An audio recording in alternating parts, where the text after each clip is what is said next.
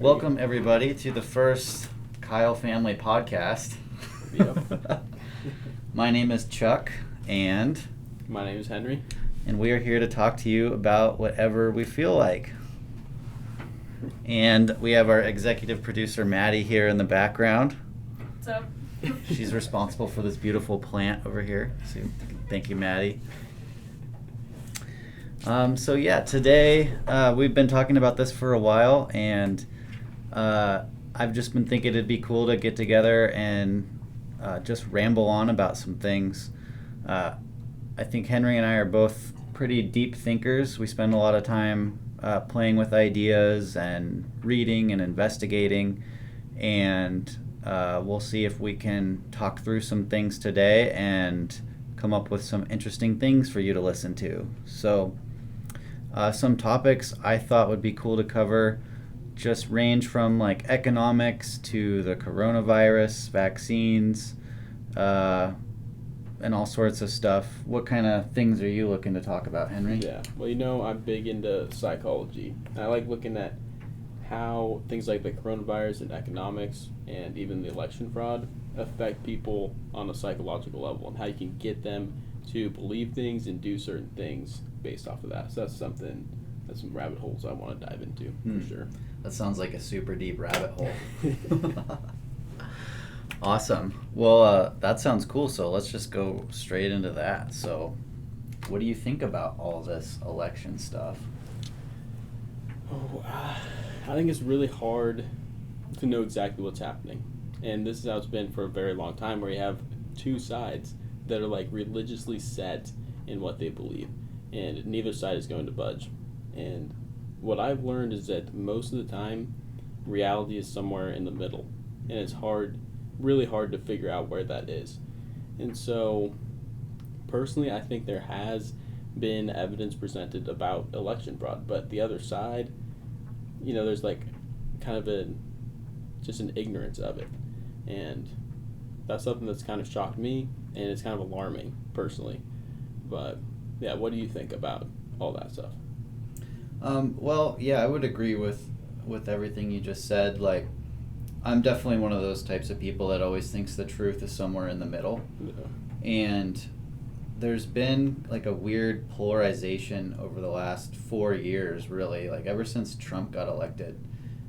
Everything I see on TV and social media, it's like either you are on one side of the fence and you hold all of these beliefs, or you're on the other side of the fence and you hold all these beliefs, but there's no actual discussion or presentation of facts. You're either in or you're out, it seems. And most of that attitude seems to come from the left. They're very much like, people that hold leftist ideals seem to look at anybody that doesn't go along with it 100% as like, someone that should just be taken off the platform or not listened to at all.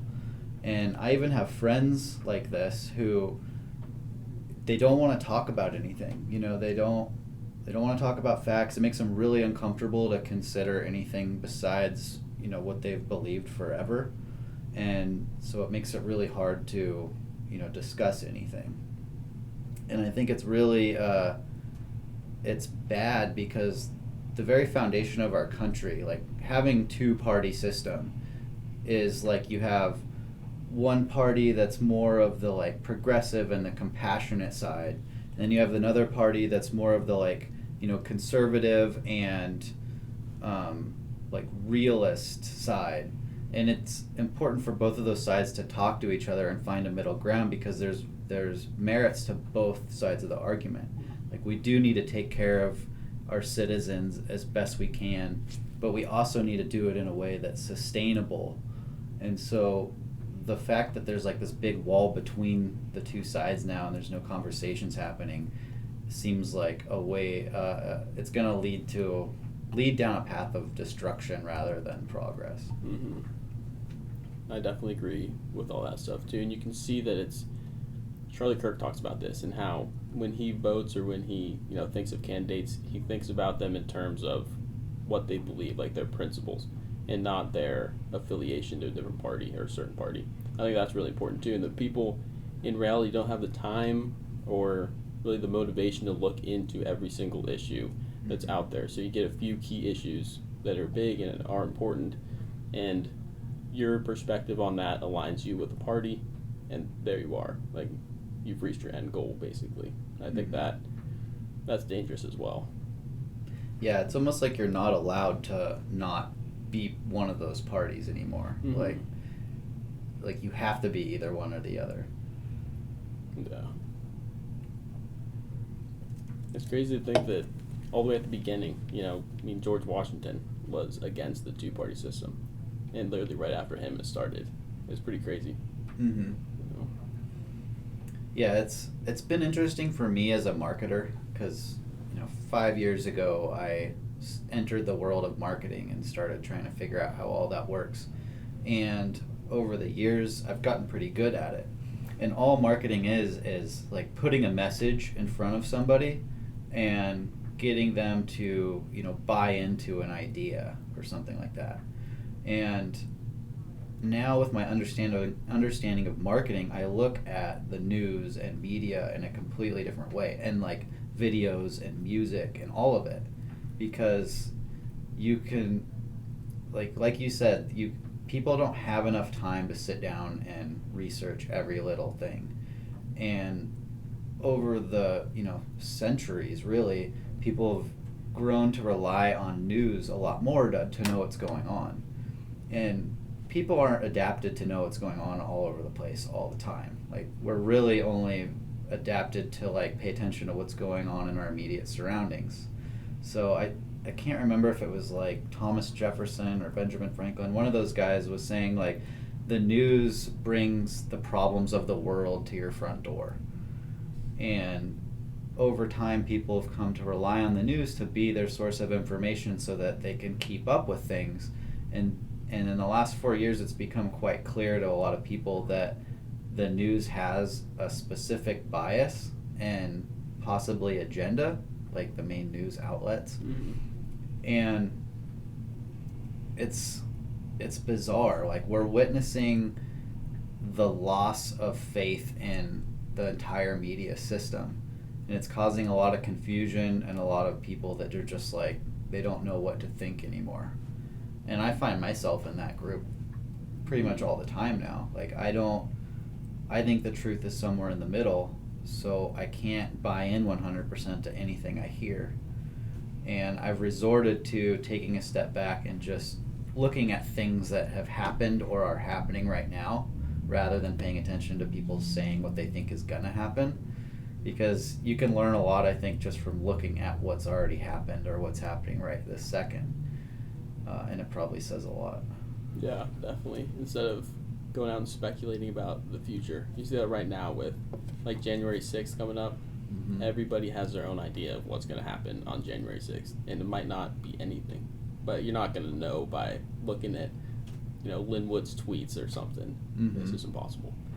But yeah, it's gotten to the point now where I see information is being ruined, facts are being ruined, because you can't really find objective truth. There's no outlet that you can go to and know 100% sure that they're going to give you reliable information. I feel like at one point that's what the media really was, but it's gotten so tainted and so kind of the water's all muddied. Yeah, and there's the two sides of the coin. I think that one reason people like me are more attracted to the right side's commentary is because you have the left commentary that's very much this is how it is, there's no gray area, this is just the way it is. And then you have the right commentary that's more in the middle. They're well, we have X, Y, and Z, but this could mean this. They're thinking through things instead of just trying to say exactly how it is. And that is a lot more attractive to me, because I would rather witness somebody try to figure it out than somebody just tell me what they think reality is in a concrete fashion. Because I don't believe anybody really knows what the hell they're talking about. Definitely. This really, Sue, a video I actually did a while ago about mass psychology, and the difference between a good and a bad mass movement. And one of the characteristics, which you touched on, was the suppression of the opposing views. And that's a bad characteristic. And good mass movements or good belief systems go and face those opposing views and kind of like get through them through, logic, hopefully. Mm-hmm. But it's that resistance to even look into it that's bad, very bad. Yeah.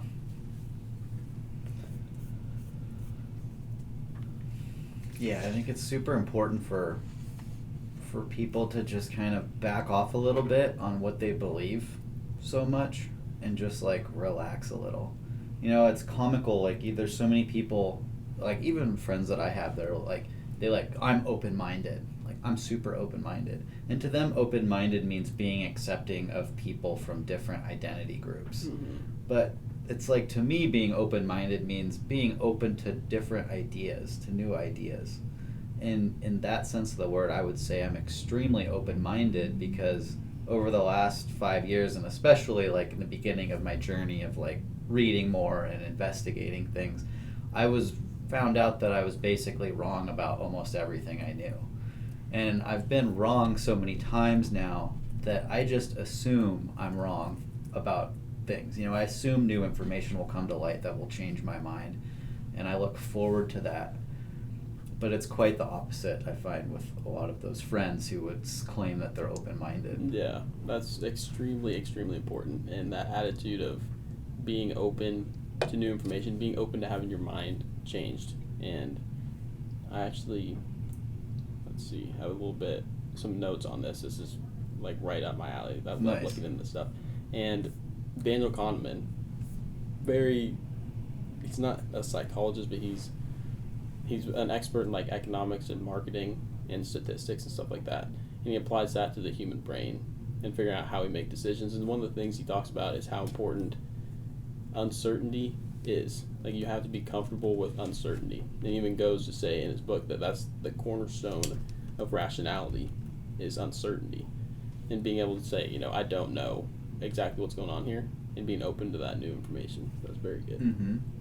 Yeah, and with that in mind, I think that this tendency for a lot of people to like hold on to and identify with their beliefs so much is probably comes, at least in part, from a lack of, or like with a uncomfortability of being uncertain about what's going on and what the future holds.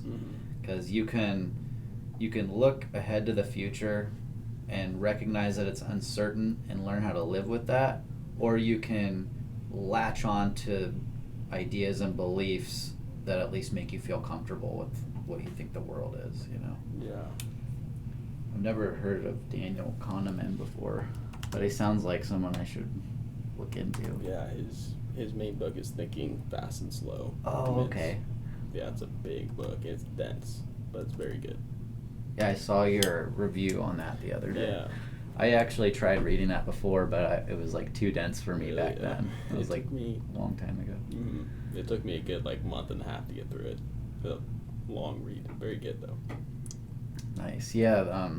I've read a bunch of books about mass psychology. Mm-hmm. There's one. It's actually called Mass Psychology by James Dines, and you can witness mass psychology in the stock market, because you've got millions of individuals trading stocks, and you can see what prices they're buying and selling at on a chart.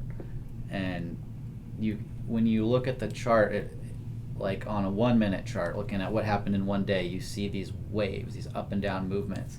And if you back out a little bit more and put a whole week on one chart, you see the same waves, and it goes all the way back. And it's like very much like the golden ratio and fractals and that kind of stuff. But anyways, the point was that like mass psychology can be seen or can be measured in certain ways, and it's just like the collective behavior of millions of individuals, and every one of those individuals would say, oh, I make my own choices, I think for myself. But on a mass psychology scale, it's obvious that we don't really think for ourselves in a lot of ways that we think we do. Yeah. So you think it's more of, you see the person next to you doing something, and you kind of subconsciously follow their lead, or is it everybody has a similar experience, and especially like in the stock market, and so they end up making the same trades, but they're unaware of the people around them doing the same thing? Well, I think it's both.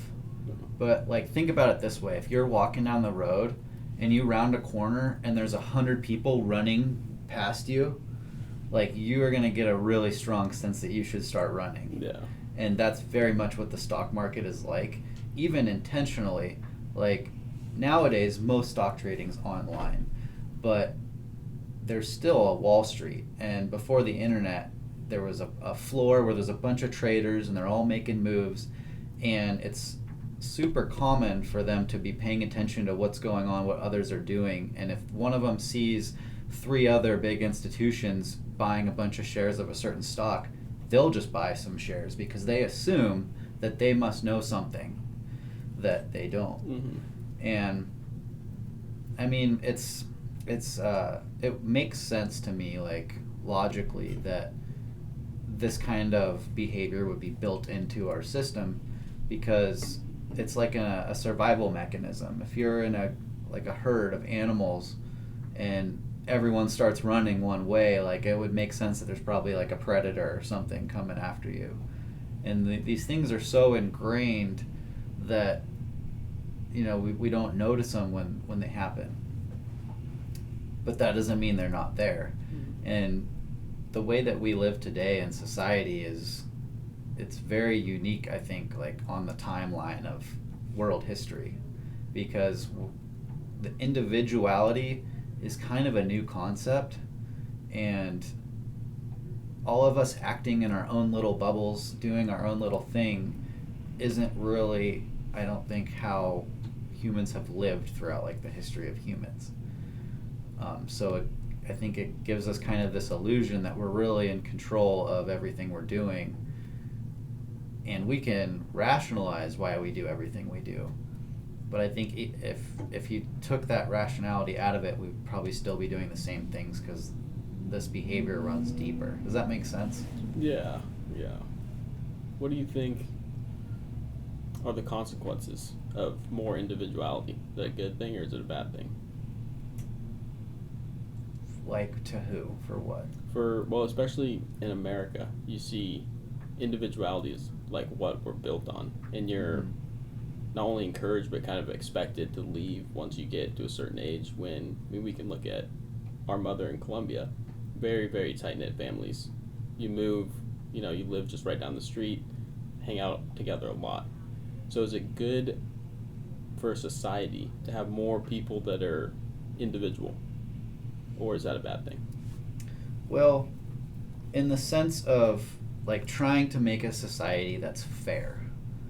Because in a way, like, society's like a game. It's like a big game, and we, as a collective, we all agree to a certain set of rules for that game. And those would be like laws and customs and that kind of stuff. And to make the fairest game, I think it has to be broken down on the smallest level, which is that of the individual. And that's what made the United States so special, is that our Constitution protects the rights of the individual, which is the smallest minority group there is. And this is brought to light by these recent pushes towards, like, identitarianism and identity groups and stuff, and trying to make rules based around these minority groups. But they come at the cost of the rights of of individuals. So in my opinion, I think that an individualist society is the best kind of society, because as an individual, I would like to enjoy a certain set of rights, and I don't want that to I don't want the rights of another group to come at the cost of mine personally. I just think that's the most fair way to operate. Yeah, I agree. I think as an individual, you can choose to associate yourself with the group. If you're forced more to be kind of groupish, then you don't have the same freedom to identify as an individual. So I think that's important, for sure. Yeah, it's society's complicated, and so I think the best solutions for complicated problems are the simplest ones.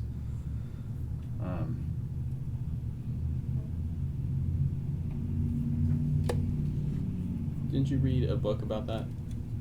Is that what you were? Yeah, I read a book called Risk Savvy. Yeah. And it's a book about statistics and risk management and that kind of stuff. And I forget who the author was. Let me look it up. Gerd Gigerenzer. He's a German guy. But it's a really awesome book. And I mean, it makes sense if you just kind of think about it for a minute. It's like, if you have really complex problem, then like it's hard to fix something with a complicated solution. That's why the Constitution was so cool. It made a really simple set of rules that could manage a whole society of people. And it left enough things open to on the individual level that you could figure things out when they came up. If you have too many rules, then you can't possibly account for all the different things that are going to happen. That's why managing things on an individual basis is the best way for people, because if something happens to you, you need to be able to deal with that specific thing. There's no set of rules that's going to handle every situation that comes your way. But yeah, I mean, I don't remember exactly the examples he used in that book, but awesome book, definitely recommend. Yeah, I'm checking it out right now.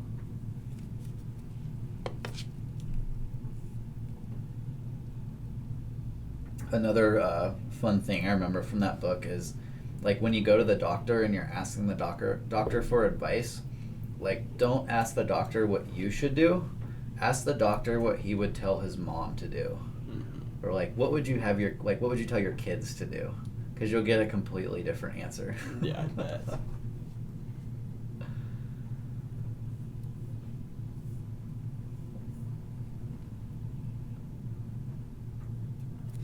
What other things you got to talk about? Well, talking about individuality and like personal freedom, it led me to start thinking about the coronavirus vaccine and how, forcing people to do something as a whole group. How do you feel about that? Mm-hmm. That's a complicated question, because I see where people like Fauci are coming from when they say we need to reach a certain amount of herd immunity in order to, eradicate this virus. And now he's saying that number's like 90%.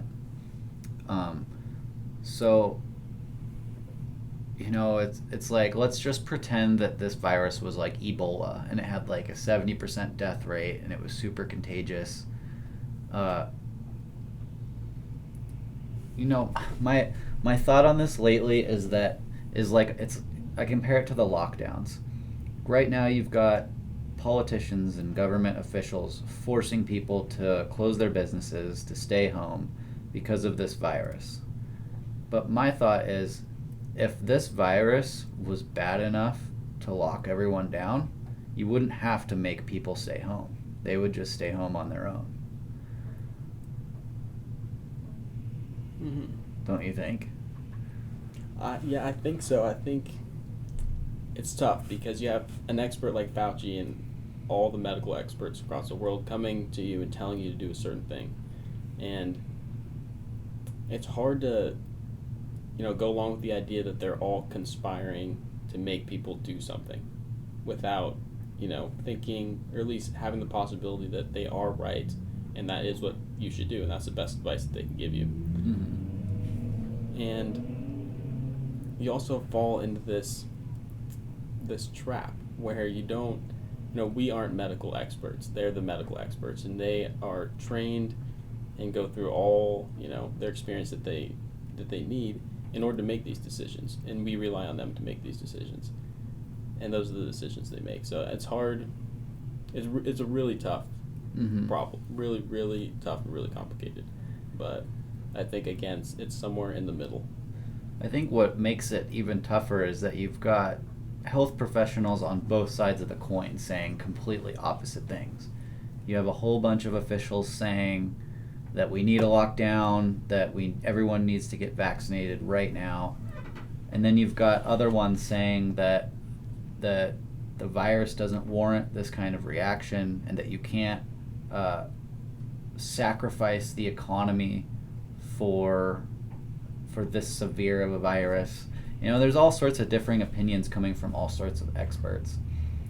And again, it goes back to like individual rights. Like, I think I would like to make the decision for myself. And I happen to be the kind of person that will take the time to research and figure it out. But a lot of people won't. And another thing about Fauci is he wasn't elected to hold the position that he's in. You know what I mean? Nobody voted for him. So for him to be able to dictate what everyone does doesn't seem right. And with the whole coronavirus thing, there's just a lot of inconsistencies in the data and stuff like that. Like on the CDC website, I don't know if it says this today, but it did say this like a month or two ago. It said that 6% of the deaths, the recorded COVID deaths, were from COVID alone. Then the other 94% were from an average of 2.5 other causes of death. And so there's just one data point. There's been a whole bunch of cases that I've personally heard of people dying for all sorts of different reasons, but being recorded as COVID. And it's like, well, why would that happen? Well, there's also financial incentives for hospitals to have COVID patients. There's a certain threshold, I don't know what it is off the top of my head, but if a hospital has a certain number of COVID patients or COVID deaths, then they get like $77,000 per COVID patient or death. And so if you were running a hospital and you had 600 people working for you, and you had to choose between count these deaths as COVID, get this money, and be able to keep everyone employed, or lay off half of your staff, like, what would you do? Yeah, absolutely. You'd have to. I mean, it'd be a tough decision, but I don't think the answer would be try and blow up the coronavirus cases, but maybe make sure and test every single person that you can, and not try and boost the numbers, but just make sure you're getting the most money for that as you can. Mm-hmm. But it could easily go either way. Yeah, and then you got to look at the testing. So the PCR test is one of the most popular ones being used, and even the guy that invented that test said that it wasn't a very good tool for diagnosing viruses. It's more for studying things in a lab. And without going too far into all these details, there are hundreds, if not thousands, of little discrepancies and reasons why the data might be inaccurate. And so just with that alone, if the data is inaccurate and me being on the ground floor look around and I don't know anyone that's died. I only know a couple people that got really sick. 2 people that got like really sick. Everyone else just kind of, it was like a normal cold. And so it doesn't look, from my perspective, looking out the window, it doesn't seem like it's worth like losing our economy and forcing everybody to get an injection that's experimental. It just doesn't seem like it. If there was like a measles outbreak going on and it was like a 25 to 50% death rate and everyone was getting it, I would be the first one to stay home, not go to any stores, and get a vaccine if they had it. You wouldn't have to force me to do any of that stuff. I would do it on my own because it made sense. Right now, it's like we've got a bunch of rules forcing a bunch of people to do stuff that doesn't make sense to them. So I think if less time was spent enforcing these rules and more time was spent helping people understand what was going on, that would probably help the situation. But it doesn't seem like understanding what's going on is a priority for people like Fauci. He keeps changing his numbers. He says this, he says that. It's like, I think he stopped recording. oh, good call. So what do you think about all that? I think, again, I said a couple times, very, very difficult. The whole thing, extremely complex. I think that for these leading medical experts like Fauci, it's all new to them too. This is something that's never happened before. And so some of their, inconsistencies between what they say I think can be explained through that. But going back to what you said about the testing and the cases and stuff like that, and how you designate, who died of the coronavirus, and if they died of multiple things, do you count coronavirus in that death count? And from what I know, and I don't know everything, but is that they've used the same procedures counting the deaths of coronavirus as they have for the common cold, like the flu and everything else.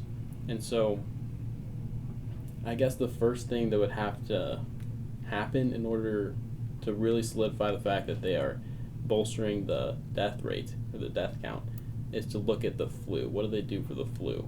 Mm-hmm. And do you know if it's different? Yeah. Well, I don't know for a fact, but I've heard like in certain places it's like we've eradicated the flu. There's like no flus happening.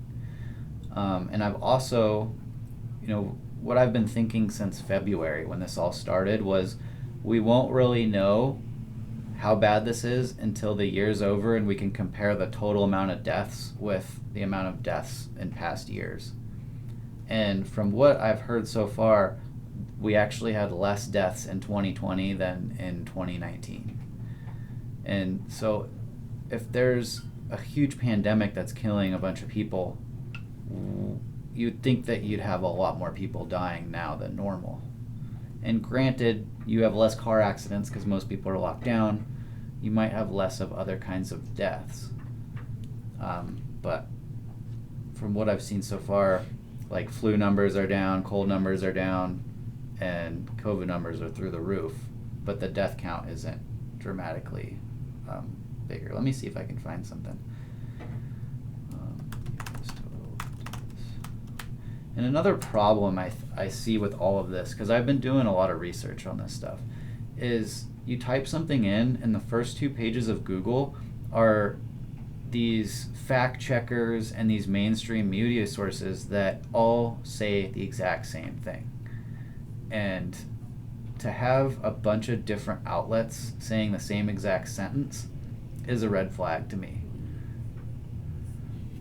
And so how is an individual supposed to make up their mind if they can't actually find real good data? And the officials' stories keep changing. And there's all these little reasons why you might not believe everything that the mainstream narrative is selling. Mm-hmm. How would you go about finding reliable information? Well, I don't know if I said this on the podcast or before, but my mentality is kind of look at what's happened or what is happening now rather than, try to find information. Yeah. It's like, what do we know for a fact? Those are the things. Because I think we could learn a lot just by what we can know for a fact. For example, the riot stuff that we were talking about earlier. Yeah. Maddie, you probably don't know about this. Did she watch that video? She didn't. Catherine Austin Fitts. So, Catherine Austin Fitts was the Secretary of Housing and Urban Development back in like 1990 or something like that. So high up government official, and she's an investment banker and does like research reports and that kind of stuff now.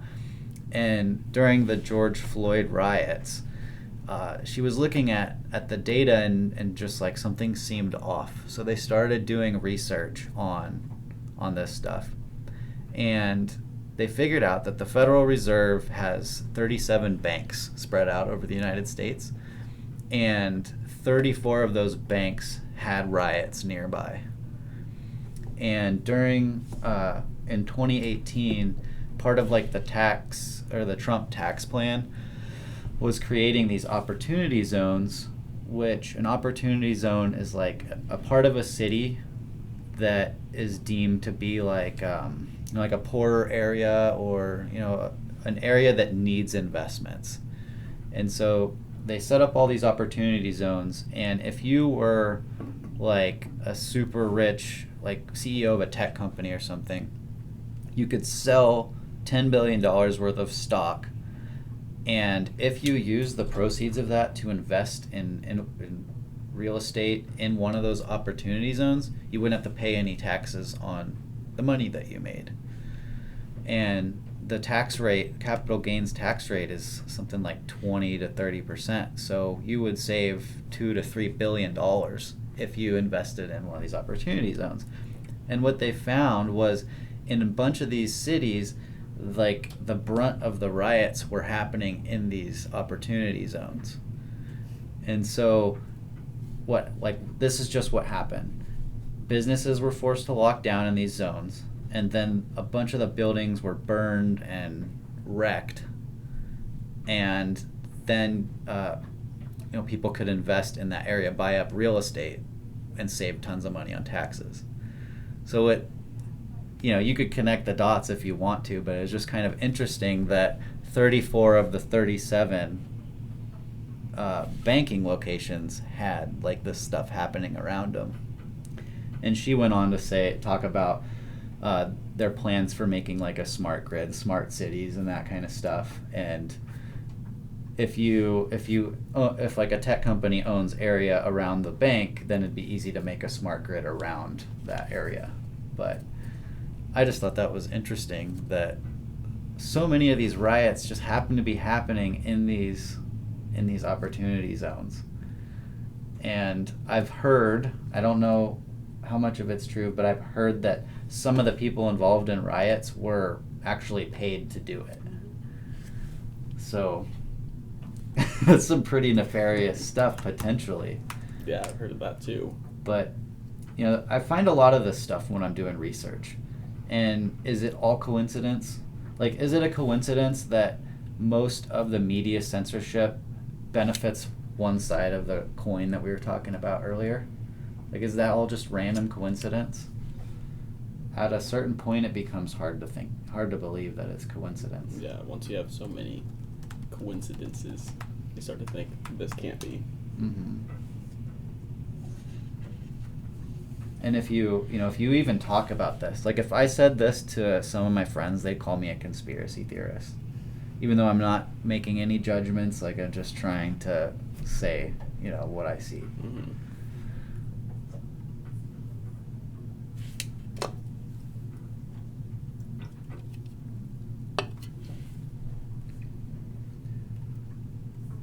I've read other books. Like there's one called Confessions of an Economic Hitman. Have you heard of that? No. It's about this dude in it was the 70s, I think. He was hired by the NSA right out of college, and he was like studying economics.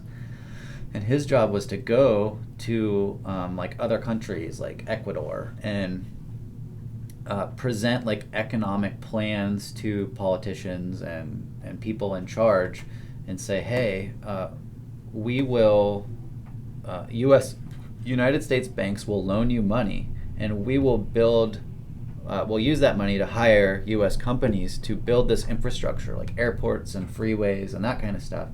And here's the economic report that says what it will do for your country. And they would go in and they would fabricate these reports. They're like totally bogus. Loan a bunch of money, use that money to pay American companies to build all this stuff, and then that country would be indebted basically forever because they could never pay those debts. And the economic projections weren't true, so they didn't make the money. And that his job was to go in and sell these ideas, and that was like a big scheme. And he tells a bunch of first-hand stories of doing this in a couple countries, and he even talks about he was getting pretty close with one of these politicians or whatever, but the guy ended up getting whacked, assassinated. And he just talks about a a lot of stuff that has happened in other countries, and throughout history, like there's been multiple examples of regime changes being done. Like we do it. And the United States government is enacting a regime change in Iraq. Like that's what happened with Saddam Hussein. It's happened a bunch of times. And having read a bunch of that stuff a decade ago when I was really into it, when this year came, 2020 came, it kind of felt like we were experiencing a regime change in the United States. So it's like all these things we're talking about, like the central theme is that it's hard to know what's really going on. And that, like in the art of war, that's a strategy of wars, to confuse the populace and to divide them. Divide and conquer, that's like the oldest war strategy there is. So what are American people right now other than divided and confused? Yeah, exactly. Holy cow. And there's some pretty big changes being shoved through right now, you know? So I think it's well beyond any kind of conspiracy theory. Like there's so many things that are just happening right now that 2 years ago you would have been called a conspiracy theorist to even mention it. And now it's happening. Mm-hmm. What do you think of, the coronavirus? We have this huge worldwide pandemic never seen before happen, early this year, and then now we're getting to the end of this year and we have this huge mess with the election. Do you think those are related? Well, an argument that you could make for them being related is that in order to conduct the election the way that it was conducted this year, you needed to have mail-in votes. And the reason to do mail-in votes was the coronavirus. So without the virus, this type of election wouldn't have been possible. So I think it's certainly possible that they're connected. Okay, then does that further suggest that there's somebody kind of pulling the strings, and that the coronavirus is something that has been maybe not planned, but at least used or kind of weaponized? I would almost ask, what evidence is there that there's not somebody pulling the strings? Mm-hmm. I mean, everywhere you look, it seems like people are pulling the strings. You can't look at the media or your phone or anything without seeing, this huge scare of the coronavirus. Yeah. In reality, everybody's pulling strings. You pull strings, I pull strings. Our strings are really, really little. But there's some people whose strings are really, really big. Mm-hmm. And there's a lot of evidence. Like, have you ever heard of Project Mockingbird? No.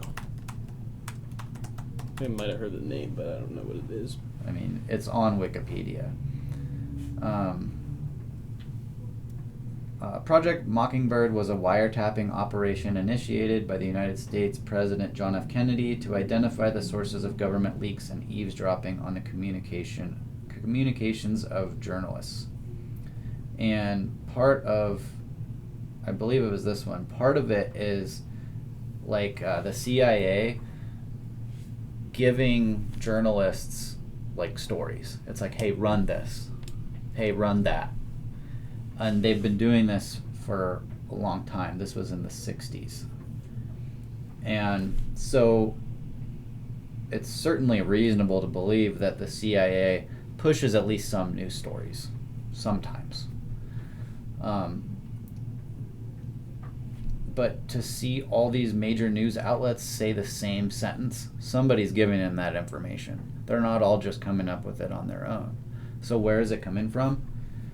I think there's a ton of organizations pulling strings, and maybe a good way to figure out who it is just by following the money. There's huge organizations like the Clinton Foundation, like the Bill and Melinda Gates Foundation. They've got their hands in a lot of things. They fund a lot of things. Microsoft owns MSNBC. So definitely people pulling strings. They're the same people that own the media companies, same people that fund politicians, and there's a lot of people coming out now and like actually saying what their agenda is, like the World Economic Forum people and the Great Reset and all that kind of stuff. Like that stuff's everywhere. Justin Trudeau, the head of Canada, he's like announced he's fully on board with that. John Kerry, I think, recently announced that the Biden administration is gonna do the Great Reset faster than everybody else, you know, and so they're definitely pulling strings. They're doing everything they can to push their agenda. Talk a little bit about the Great Reset. Give us a, 1 minute summary. The Great Reset is like basically communism. The idea is that us regular people will own nothing, and be happy about it. We'll rent everything from the government. The government will provide everything that we need. And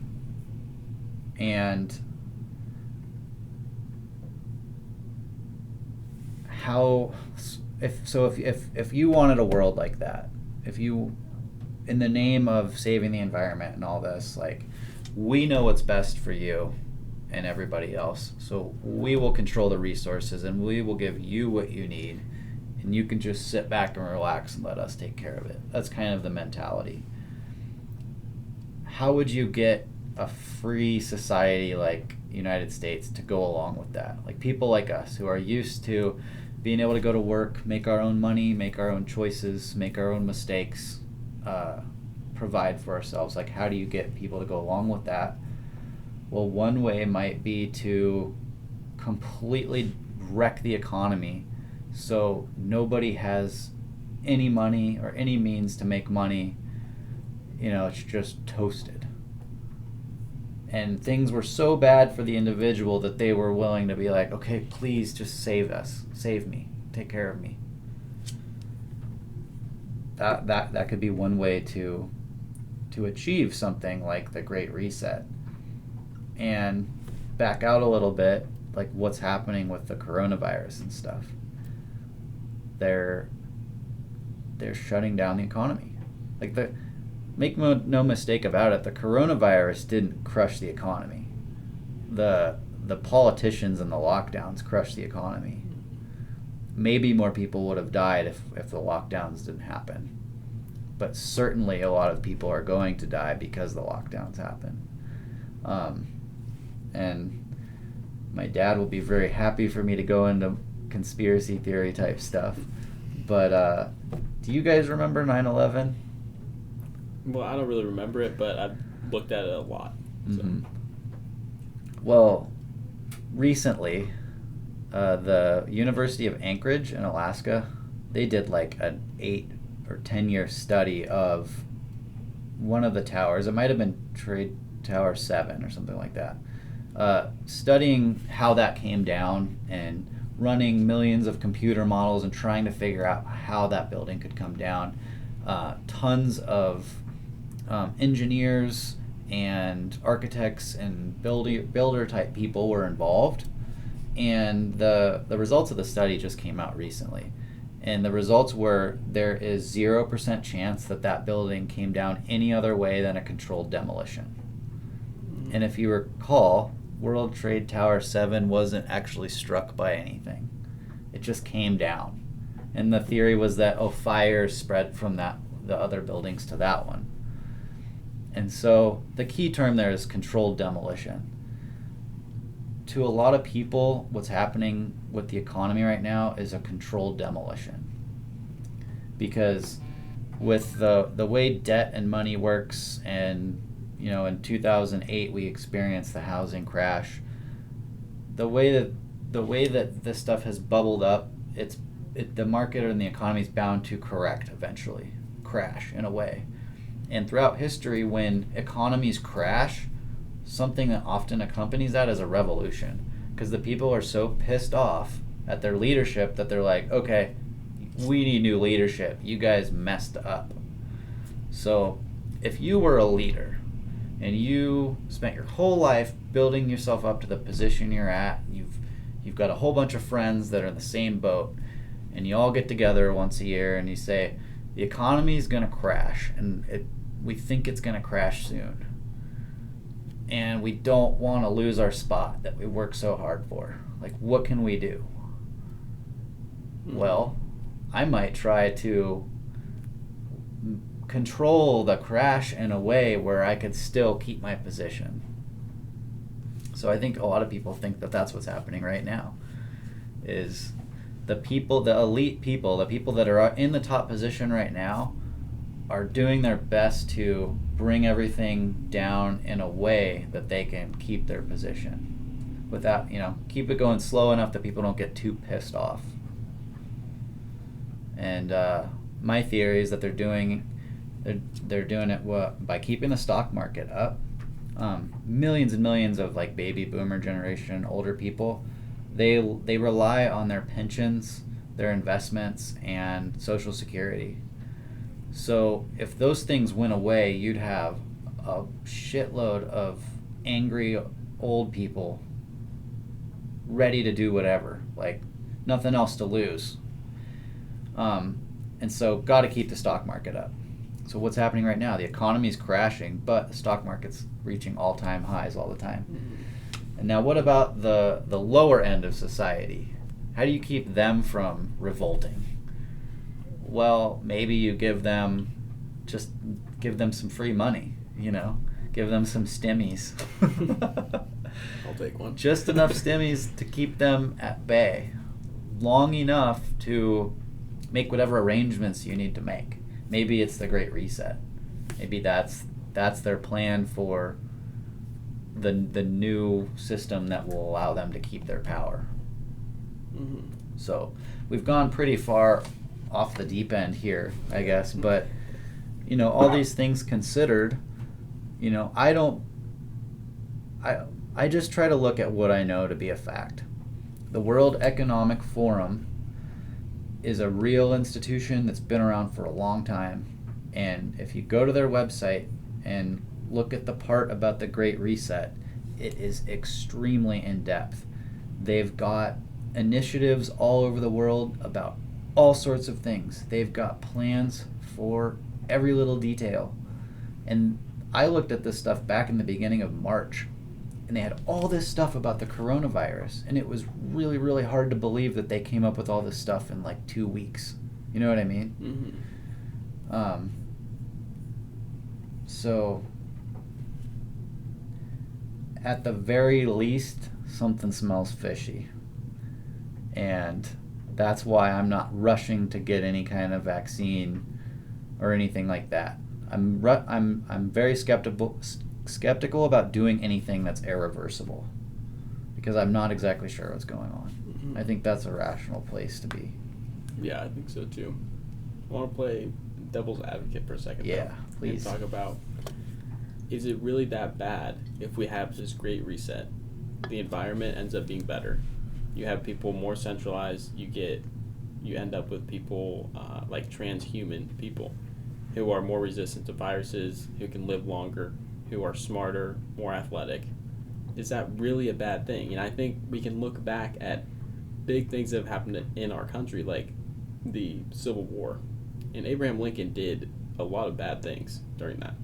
But he's looked at as a hero, unanimously, essentially. And so is this something similar happening right now, where we look at our leaders now, we see them as doing something terrible to the average person, but in reality, it could be something that is good for the human race. How do you feel about that? Well, it's the Great Reset and all of that. It sounds a lot like communism, and in the world, communism has been tried multiple times, and it always fails. And part of the Great Reset is reducing the population. So a lot of people aren't going to be included in this. And maybe the Great Reset is a good idea, but I think it should be decided on like in a democratic way, not by a few elite people that think that they know what's best for everybody. And considering human nature and history, I don't trust these people that are pushing this stuff, and I don't trust the way that they're doing it. You know, it's very submersive. It's like it's like a big trick. It's like a bunch of smoke and mirrors. There's a lot of politicians involved, and it's like, why are these politicians involved? They weren't elected to do what they're doing now. These directions are coming from somewhere else, not the people that elected them. You know? Yeah.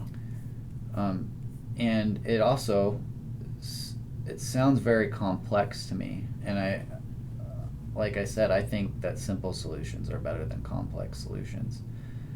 Of course, the environment's important, but that's a whole other can of worms, like global warming and stuff. Like how much of an impact are we actually having?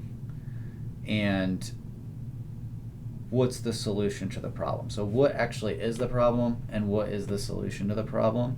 And I think that whole topic has been very politicized and is being used by the same people that are using the coronavirus. Mm-hmm. What about the fact that in the scientific community you have almost a unanimous, perspective that we are warming the globe and that it is extremely bad for the environment? Do you? Do I? No, do we have a unanimous agreement on that? I've heard it's like 1 to 100. So there's 100 scientists that would say global warming is happening to 1 that would say that it isn't. Yeah, I don't know. I've heard a lot of scientists that disagree with the mainstream narrative. I would also want to know how are we measuring that agreement? Another topic of discussion is schools and how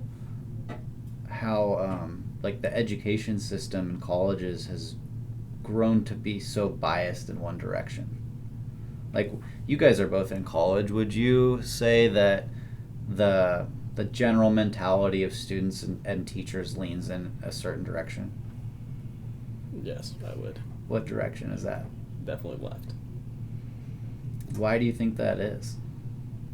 I think you can take 2 different angles. One, and this is what they would say, is that the more you learn, the more you end up being pointed towards reality and objective truth, and that left, or the more liberal ideology is that objective reality. Mm-hmm. But you could also just as easily say that there's a certain agenda behind it all, and that has been used to promote their ideology in the school systems. What do you think? Whose agenda would that be? The left's agenda, I guess. What do I think? Well, let's just look at some things I know to be true. If you have any kind of right-leaning opinions and you go onto a college campus, you're going to be chased out, right? Pretty much. I've heard tons of stories of people wearing Trump hats and stuff, and you don't want to do that on a college campus, which is kind of absurd to me, because a college should be a place of open discussion of all ideas. But if you look at that situation scientifically, say you've got 100 people in a classroom, 50% lean left, 50% lean right, you're going to end up having a lot of discussion coming from both sides. If you have the same classroom but 25% lean right and 75% lean left, the discussion will start to swing a certain way, but you'll still have those opinions around. Once the equation or the ratio gets to a certain amount, say it's 5 people to 95 people one direction, those 5 people end up getting kind of silenced. Or, it's really hard. Back to what we were talking about earlier. You see 95 people running, and your group of 5 guys walking down the street. 95 people come running one direction. Are you going to just be like, nope, I'm going that way? No, you're going to be like, ooh, maybe I should go that way too. You're going to have this natural pull to agree with that. you don't want, it's hard to go against the grain. So when that happens in college, I think it's got to a certain point where those few people have just either shut up or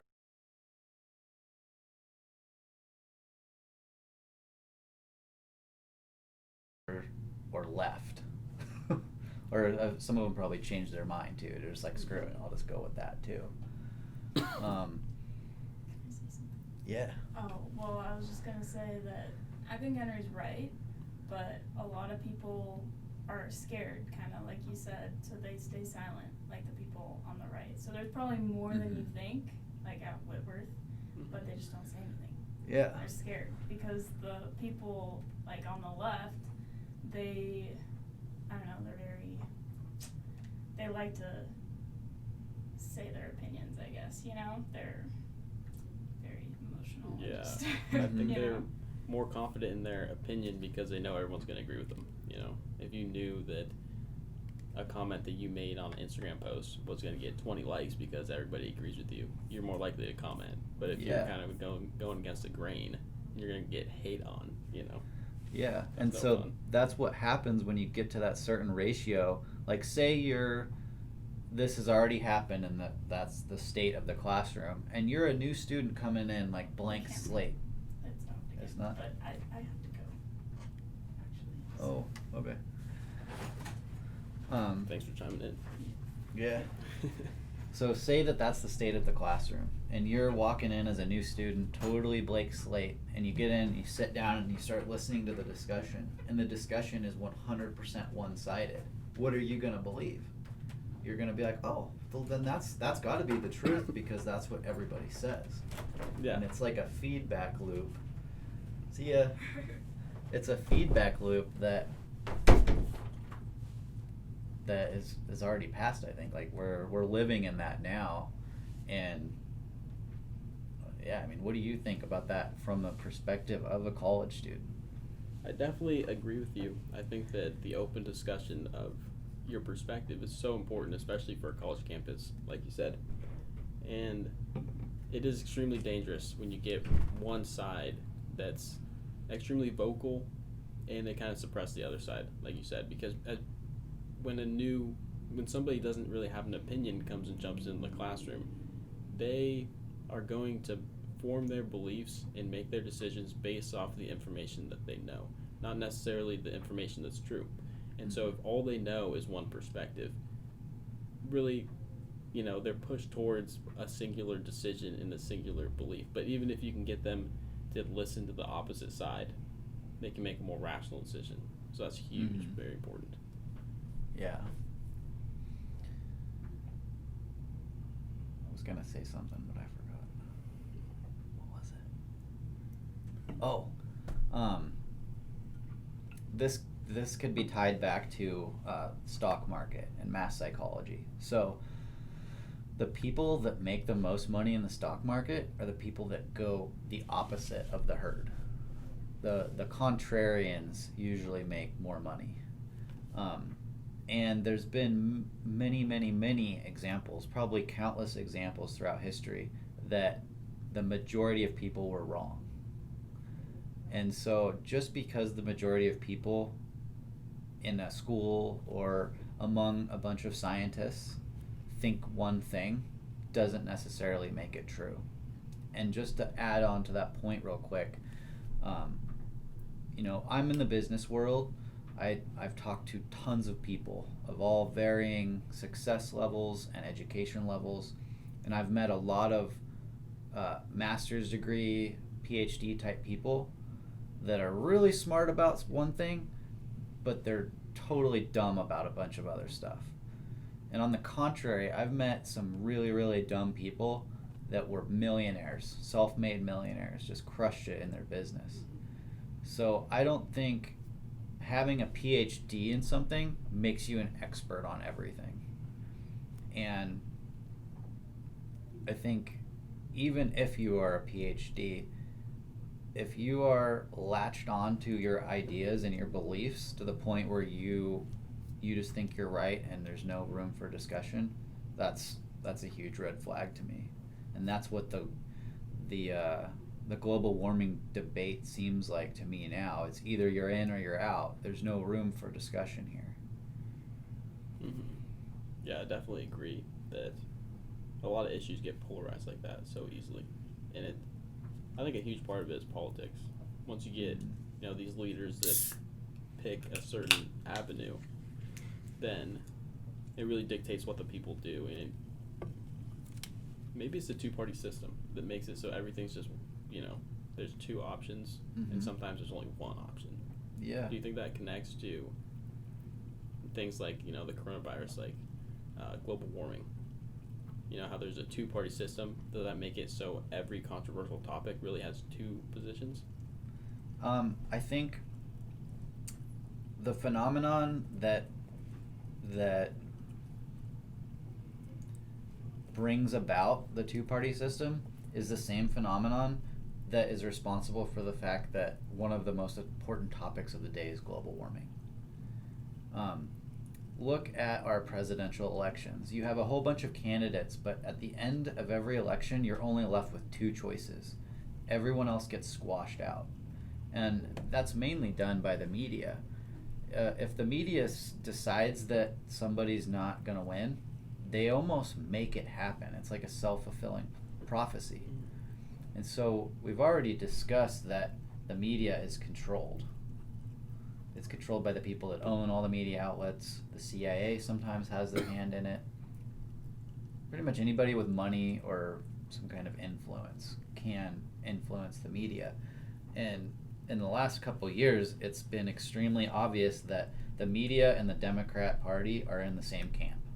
They agree on everything. The media helps the Democrat Party out on everything. So they're in the same camp. And I don't think it's one of them controls the other. I think something else controls both of them. And like the reason why global warming is such a big topic is because we are told it's a big topic. It's like it's before the coronavirus, global warming was like the big thing. This is everything we talk about and do politically is about this. And then as soon as coronavirus came around, all of a sudden, forget about global warming, we're on the coronavirus now. And I think what we'll see, and I hate to make predictions, but I think I will anyway. I think as the coronavirus fades in importance, we'll go back to global warming, and that'll continue to be the deciding factor. And is global warming real? I think that it's hard to believe we as humans don't have an impact on our environment. So I certainly think that as a whole, there's almost, 10 billion people on the planet now? What's the number? It's about 7, 8, somewhere around there. Anyway, there's billions of people on the planet. There's no way that they're not having an impact. But measuring exactly what that impact is and then coming up with a solution, it's a complicated thing, and I think the narrative has been just totally captured and used for political purposes. They've been 20 years ago or whatever, they were saying, oh, we have 10 years and the California's going to be underwater, and they just keep moving the bar. Not all, but a lot of these like really wealthy people that get on the news and say how important global warming is and that in 10 years California is going to be underwater, just bought oceanfront property in California. Yeah. Explain that. Yeah, definitely. Jeez. What do you think about global warming? Do you think that humans are going to ruin the planet in the next 10 years, 20 years, 100 years? Based off of what I know, and I've had some classes that touched on this, and I think I've seen both perspectives pretty well. And from what I can gain from all that is that humans definitely have an impact on the environment, but there's kind of a self-checking mechanism built in almost to our planet, and that as CO2 levels rise, more area becomes uncovered by ice, and so plants can flourish there, and then they will take the CO2 out of the atmosphere and it'll come back down. But I do think that there's a limit to it, and that You can get to a point where there's irreversible damage. But there's a huge, it's just so confusing because there's also like the sun, for example, that is the reason why there's anything over here. Mm-hmm. And you can see that as such a huge factor into the whole thing. So something that can happen on the sun, in theory, could just ruin the atmosphere of the Earth. And so it's so hard to know what exactly is happening. Mm-hmm. And for that reason, I'm kind of hesitant to pick either side. Yeah, I think that's completely rational, and I think that you and I probably agree on our stance. At least my stance is kind of like, okay, I know that I could personally do things that would be better for the environment, and I'm willing to do that. I'm willing to drive a car that emits almost nothing. I'm willing to consume a little bit less. I'm willing to do my part. What I see in politics is just complete hypocrisy. It's almost like you need to make sacrifices, but I don't. And from a global perspective, let's just say that we go along with all these plans in the United States. We only drive electric cars because electric cars are better for the environment. That's debatable. Yeah. But let's just say that in the United States, we do everything that we can to lower carbon emissions. What is China going to do? What is India going to do? What are all these other developing countries going to do? Are they going to make the same sacrifices? I don't think so, because people in those countries, they're not at the point we are yet. They're still coming up. They're like, screw that. We just got a car for the first time. We're going to drive this thing. Or, we're finally making enough money to own our own, or, for the kids to move out of the house. So we're not going to sacrifice this now. So I just think it's silly for one group of people to make all these changes when it's not going to solve the problem. And politicians, I don't trust the people that are telling me these things either. That's a huge issue. Yeah, like adding on to that, being in the United States, you throw your straw away, it doesn't end up in the ocean. It's like if you're in China, maybe it would, but here in the United States, it's completely different. We're not the polluters, worldwide, and it seems like this could maybe connect to like the Great Reset and kind of globalization, that if this is going to happen, it has to happen at a global scale. One country changing is not going to save the world, if that's really what needs to happen. Yeah, I just heard yesterday, I don't remember where I heard it, but like the United States, we were sending our garbage to China to be recycled, and China was just throwing it into the ocean. Nice. Yeah. Nice. And so they're seeing that recycling is like a really big scam that was played on a lot of people, because stuff actually wasn't getting recycled, it was just being dumped in the ocean. And I traveled a lot in 2018, 2019, went all over the place, mostly like third world countries and stuff. And it would blow your mind how much garbage there is everywhere. I'd be driving down the road on my scooter, and the guy in front of me would just throw a bag of stuff out the window. Like, they don't care about their environment because they're more worried about eating, and it's like a hierarchy of problems. They're still focused on the survival part. They're not even thinking big picture. They don't even know about things like global warming. They don't get education. They're just working and trying to get food. It's almost like global warming is a first world problem. It's something that we think about here because we don't have to worry about survival. And it's easy for people here to be like, oh yeah, we need to make a bunch of changes and make sacrifices to save the environment, because they don't understand what it took to get to this point. What it takes every day for them to live at the standard of living that they live.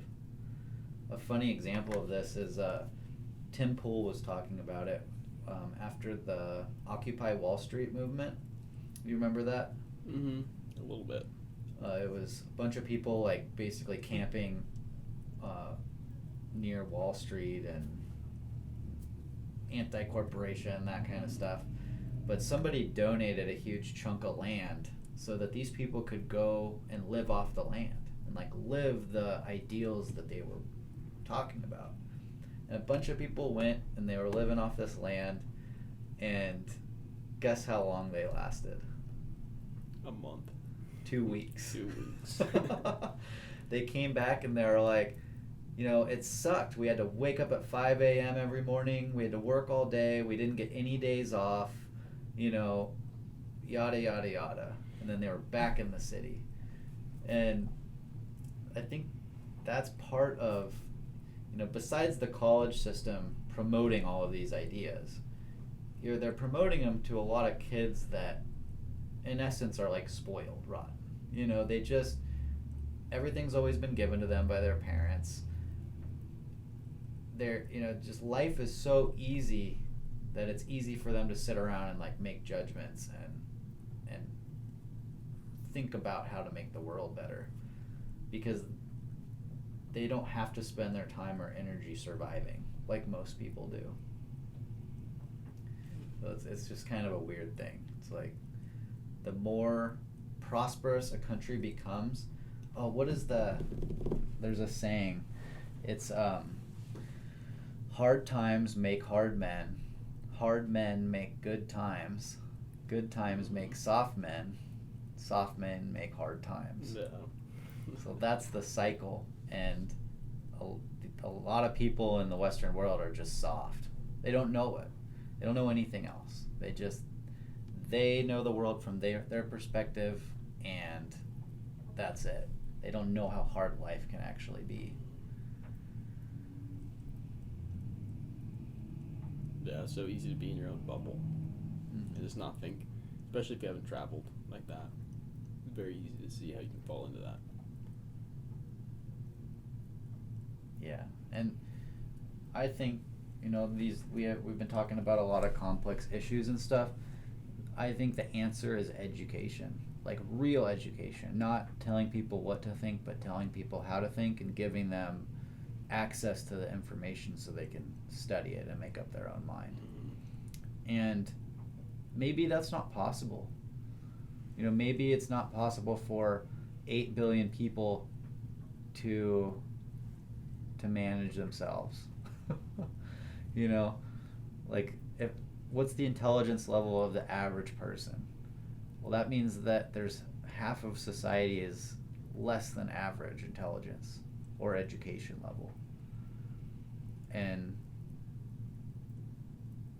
you know, that's kind of the debacle you're in as like a leader of society, is how much can people manage themselves and how much can they not?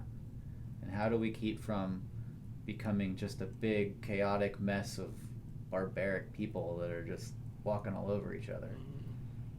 And what kind of like level of civility can exist naturally? You know? Yeah. There's this quote, I think it's by Eric Hoffer, in a book about mass movements. He talks about how free will for most people is actually a burden, and making their own choices is a burden. And so it's much easier, and a lot of people would rather have it kind of given to them instead, to where they don't have a choice, because it's hard to make choices if you kind of think about it. It takes a specific type of person, and that also could relate to kind of like a soft society, where it becomes increasingly more difficult to make your own decisions. Mm-hmm. Yeah. You know, life in the world is not like a fair, nice place. You know, we're really lucky to live where we live and have the standard of living we do. But I don't believe there will ever be like a completely fair society.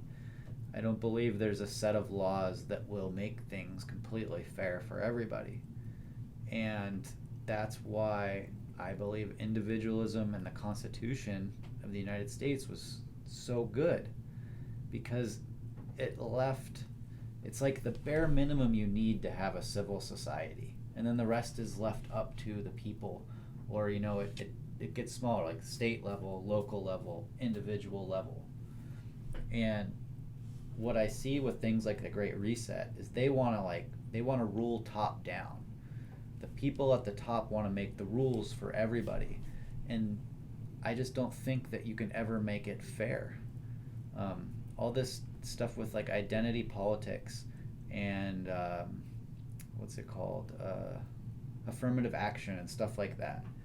Like, oh, this group of people was treated unfairly at one time, so we need to give them an unfair advantage now. That's not fair to the group now. And like all this stuff about slavery reparations blows my mind, because okay, we want to give reparations to this group of people that was enslaved 200 years ago or whenever it was, but people have been enslaved throughout history, all sorts of different groups of people. There's people enslaved right now. I believe slavery is wrong no matter when it happens, but like Christians were enslaved by Muslims like 1,000 years ago or something like that. Should Muslims give Christians reparations? I think that we have to come up with societal laws that make things fair now and moving forward. To try to fix what happened before, when none of the people that were alive then are alive now, like it just doesn't make sense. We can't fix what happened, but we could do our best to fix things moving forward. Mm-hmm. What do you think about that? It's tough. I think that when you're looking at things like reparations, I don't think that's the right way to approach the problem, but there is an issue. You have this whole portion of society, the black community. It's not all of them, but it's a good chunk of them that have been affected by slavery. Not directly, they weren't slaves, but their ancestors were. And you can just look at the numbers for like accumulation of wealth. There's almost no wealth accumulated for the black community, and that is in part due to slavery. They have this, the most successful people, we learned this in my African American literature class, the most successful African Americans coming out of slavery were not focused at all on making money. They were focused on like rallying around their people and talking about their history and like learning more about who they were. Mm-hmm. So it's never been a focus to make money, so you end up with these people now that are in a very unfortunate position. They look out and they see the world as unfair. And even if there aren't laws that restrict what they can do, they're restricted by their history. And so I think something needs to be done. I don't think reparations is the correct move. Mm-hmm. What do you think? I think that two parts. One, giving reparations or saying that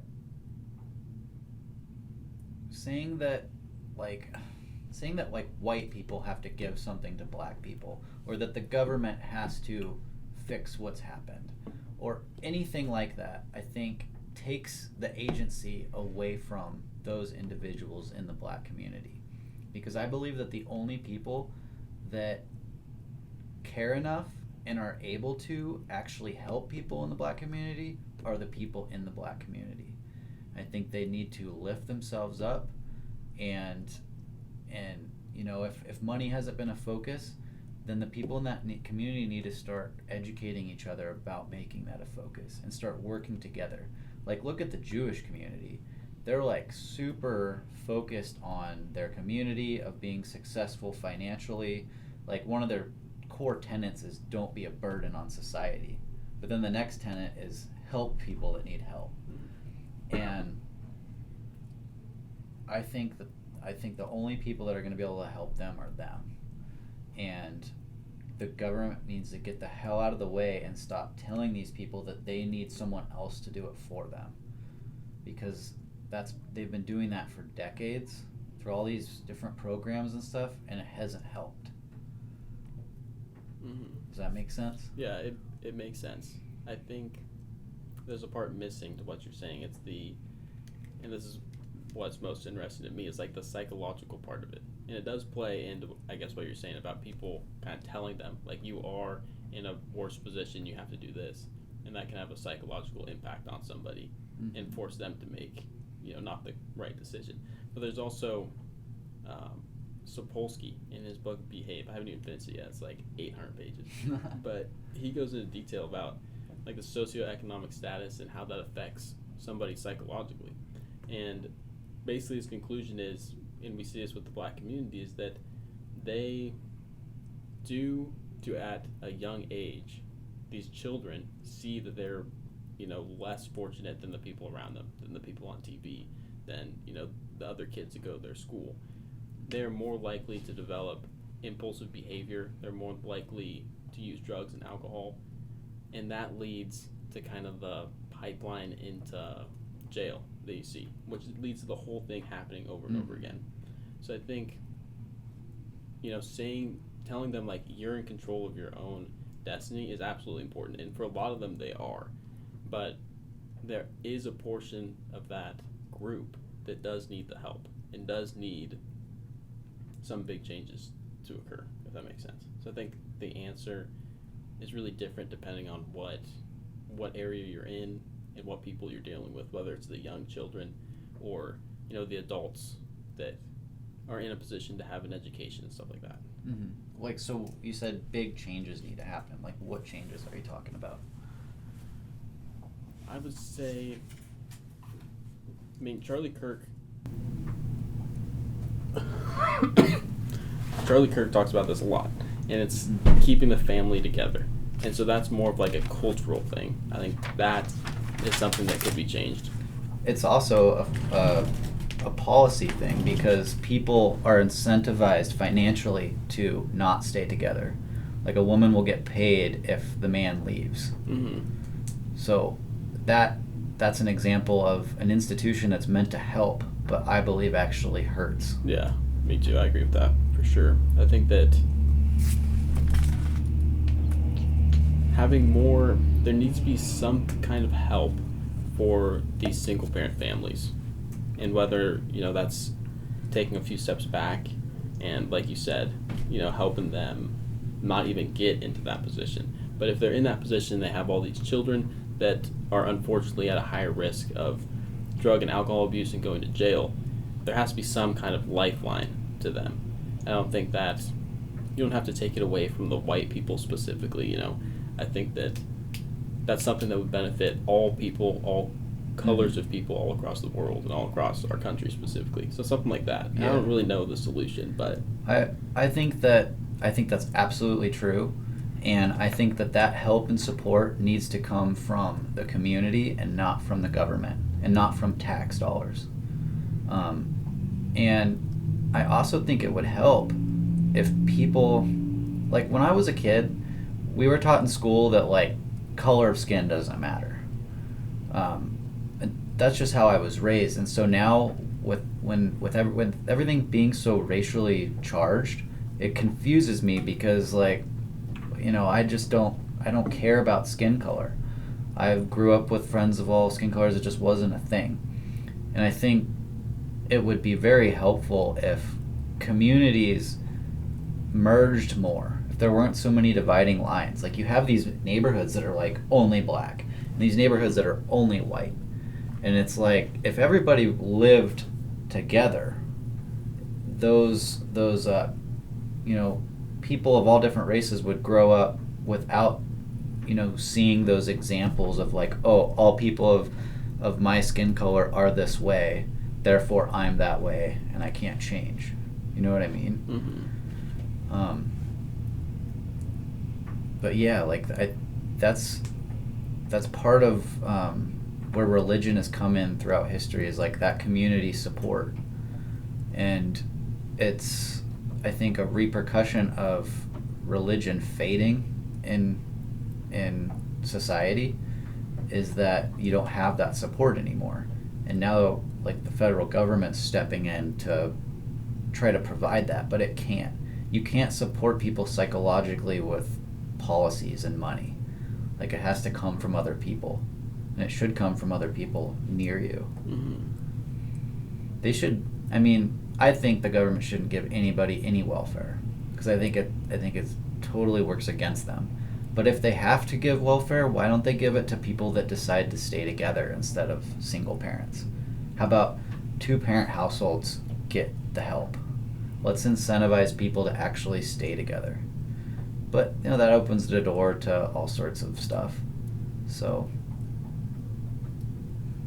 yeah, what do you think? Yeah, I agree for sure. I think that every avenue is going to have the positives and negatives, and it comes to a point where you got to pick the road that has the most positives. But sometimes you don't know, and you have to go down there. You have to change something, and yeah, it's extremely difficult. I like what you said about you can't, or like psychologically supporting people can't come from money. It can't come from laws. You need something else, and religion has played that role for centuries, and so it's interesting to see like what's gonna come and fill that gap. And for a lot of people, it's like drugs and alcohol.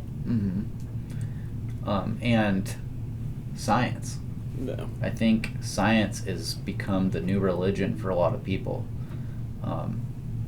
It's funny how everything we talk about, it all ties in together, But you've got, like you said earlier, you've got Anthony Fauci's an expert. You've got all these scientists that signed this agreement that said that they believe in global warming. So for somebody like me who doesn't know the environmental science, I just have to have faith that that's true. And science has gotten so advanced and so technical that even people with a PhD in one thing still have to take it on faith that all this other stuff is true. And a core tenet of the scientific method is that nothing is ever for sure. But you've got a society now it's like the religion of science. This is science, so this is true 100%, and if you don't believe in it, then you're against me. It's as religion's faded, it's almost like something had to take its place. People have to have faith in something, like it's just part of our brain. And I bet, I haven't studied this stuff, but I bet faith, and maybe faith is a mechanism that serves like a specific purpose in the life of a human. Like, what do you know about that? This is probably the topic I look at the most. So super interested in it, and it ties into consciousness. Really consciousness is what makes us unique, and everything has a level of consciousness, but ours is much higher than anything around us. I think, if I remember right, we're like 100 million years ahead of the next closest thing in terms of our brain capacity and our conscious level. Wow. And what that has enabled humanity to do, one of the hallmarks of it is to think about the future. If you think about it, our brain is wired to take in different experiences and prepare for the future. That's what it does. And we've gotten to the point through evolution, and you can argue maybe it's like been divinely given to us, that we have the conscious level to think way so far in the future that we can think about our own death. And this is huge because there's no organism that has this kind of stimulus where it knows it's going to die. But giving humanity the ability to ponder that, it has to come, and this is all from Ernest Becker in his book, The Denial of Death, where he talks about it.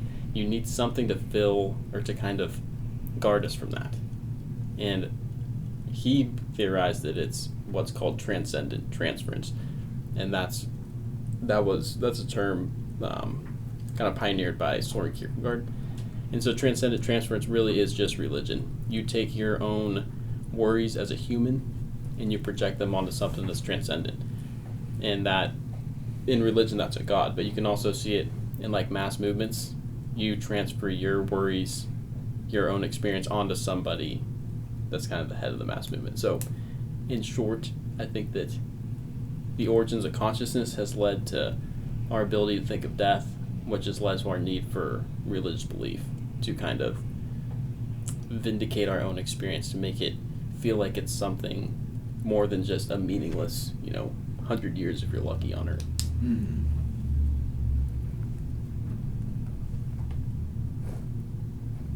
What about like uncertainty? Like, do you think faith or the religious mechanism has anything to do with the fact that we're really not in control of a lot of things, and so we need to give something control, or is that pretty much related right into death? I think it's related in just how our brain has been made. Whether you think it's been made or evolved to be this way, it's not evolved to be rational. It's not, it's not in there to be this logical entity to help us figure out objective truth. It's really to help us experience the world and figure things out, specifically here on Earth in the environment that we've developed in. So uncertainty comes in when I think of, it's called hyperactive agency detection. Have you heard of that? Mm-hmm. It's basically, as a human, if you hear a sound or anything weird happens to you, you're more likely to attribute it to an agent, so like a living being. And from an evolutionary perspective, it makes sense. If I'm sitting here and we're apes, whatever, and somebody bangs on the door, or I hear a noise at the door, and I kind of brush it off, and I'm like, oh, it's probably nothing. Maybe the wind blew on the door, whatever. Mm-hmm. That's fine, but maybe it is something. Maybe it's a lion at the door and it comes in and eats me. But if I'm more prone to be like, oh, maybe it's, a threat, Mm-hmm. It's more advantageous to be that way. So you're more likely to develop something like that. Yeah, I think that uncertainty does play into our ability to think of death, and especially the afterlife, because it's impossible for us to imagine what it's like without ourselves. Like, it's very difficult to imagine what comes next. Like, if you die, it's weird thinking of not existing. So there needs to be something that kind of fills that gap. It's like, oh, there is something after. What do you think? Do you think heaven and hell is an afterlife? Like somewhere where you go after you die? This is where I'm at right now. I don't think there's necessarily a heaven and a hell, and that you go there, and if you're good, you go to hell, and if you're good, you go to heaven, and bad, you go to hell. Mm-hmm. I think that if I were to lean in any direction, which I would say that I'm undecided, but leaning in the direction that we have this defining characteristic of consciousness that is part of something bigger.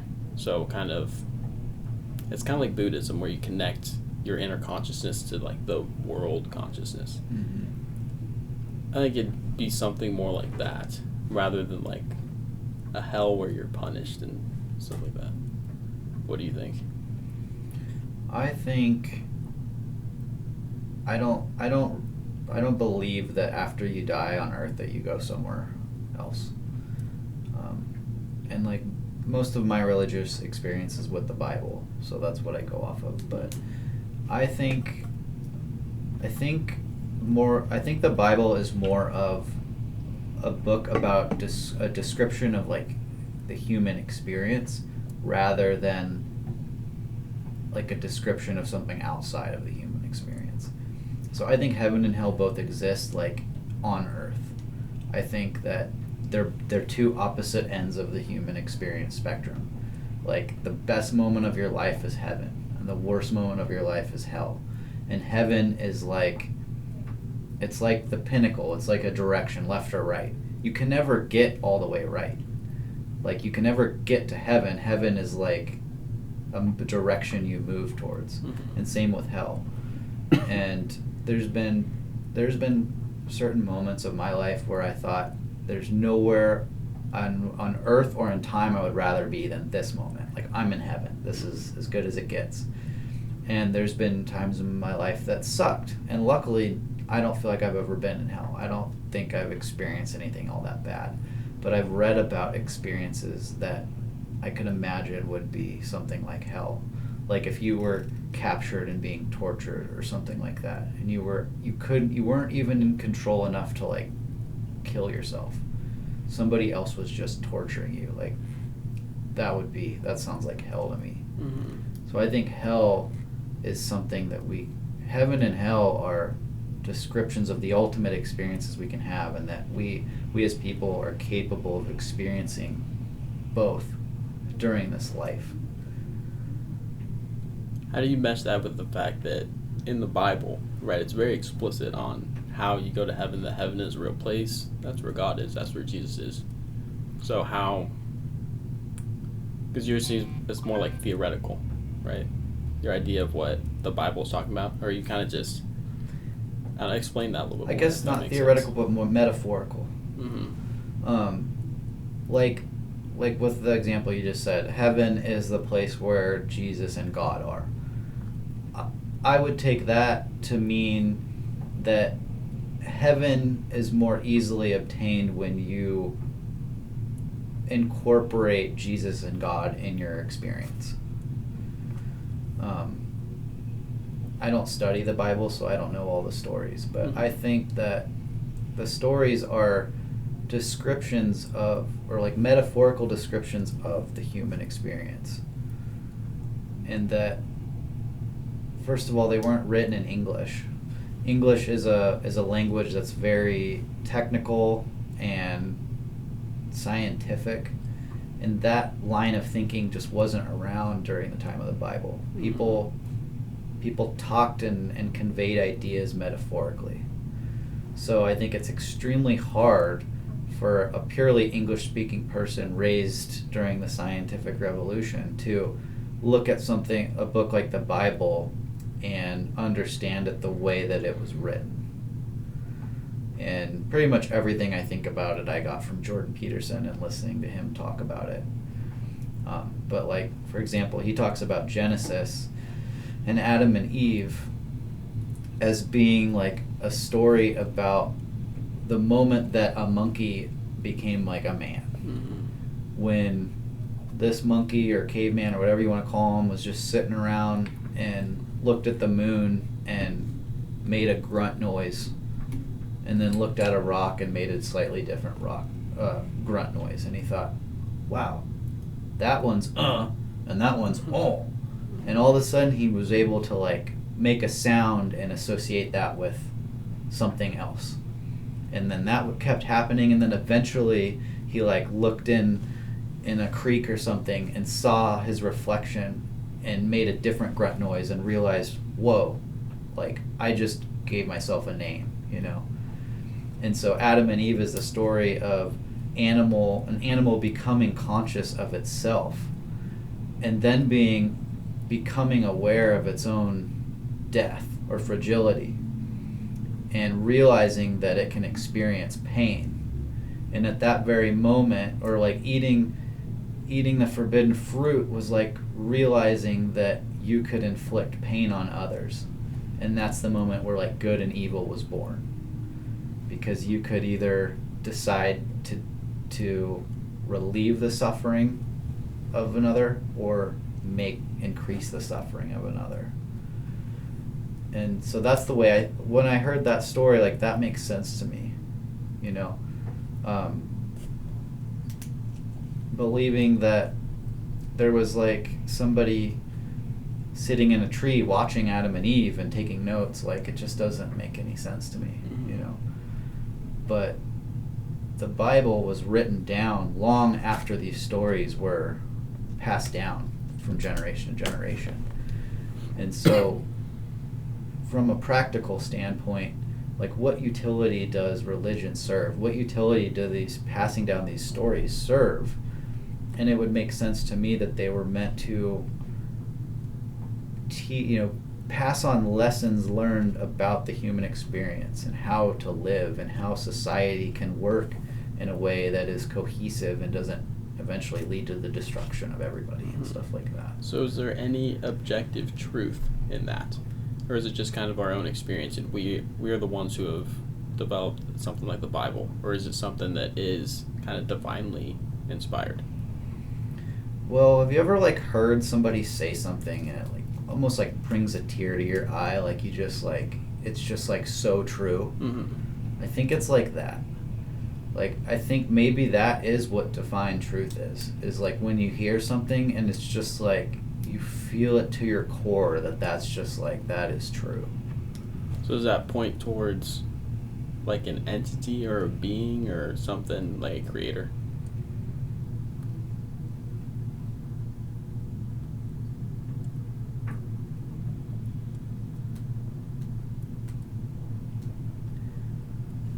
I don't necessarily I don't really believe in creationism. Like, I don't believe that some outside being created everything.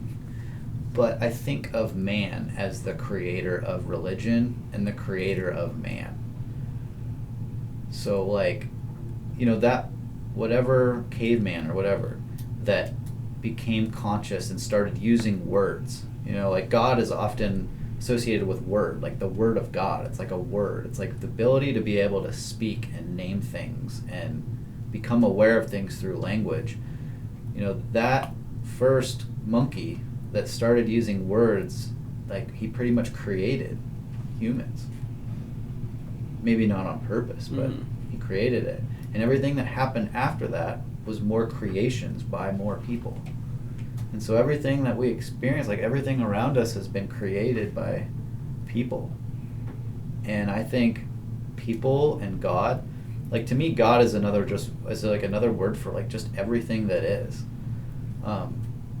Like, I think of God as like the ultimate judge. I can try to judge you, but there's just no possible way I can judge you because I don't know everything that you've been through. I don't know everything that's happening right now. I can't even judge myself because I don't know why I do a lot of the things I do. So how could I possibly judge myself? But that doesn't mean that I'm not judged. If I walk across that street and I don't look both ways, I might get hit by a car. Whether or not anybody wants to punish me for that or to judge me for that, it's irrelevant. I still get judged by nature. That's what I think of as God. Like, God is the fact that I'm going to be judged for my actions, not by any one person, but just by the fact that I'm taking that action, and there's going to be some kind of effect, cause and effect from that. So, like, God is everything. God is you. God is me. I think man created God, and God is man. Like, God is like a word for something that can't really be explained by words.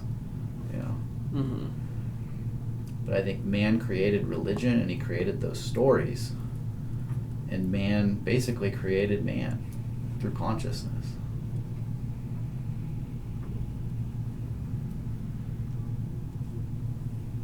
How does that sit with you?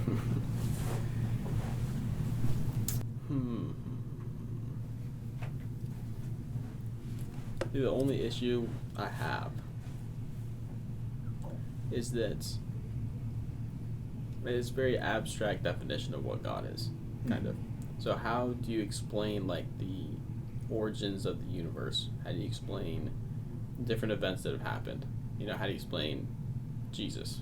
Was that just people believed it? Is that just a story? Or was it something that happened, in the material world? Is there intervention? Was consciousness given to us by God? Or is that something that developed through evolution? Or maybe evolution is what has been given to us by God, the capability for it. Well, we have theories about how the universe started and what it is, but we don't know for sure. And we have stories of Jesus. I couldn't possibly know if Jesus was actually a real person or not. I probably would lean towards the truth being somewhere in the middle. Jesus was a real person, and the stories say he was a certain thing, and maybe the truth lies somewhere in the middle.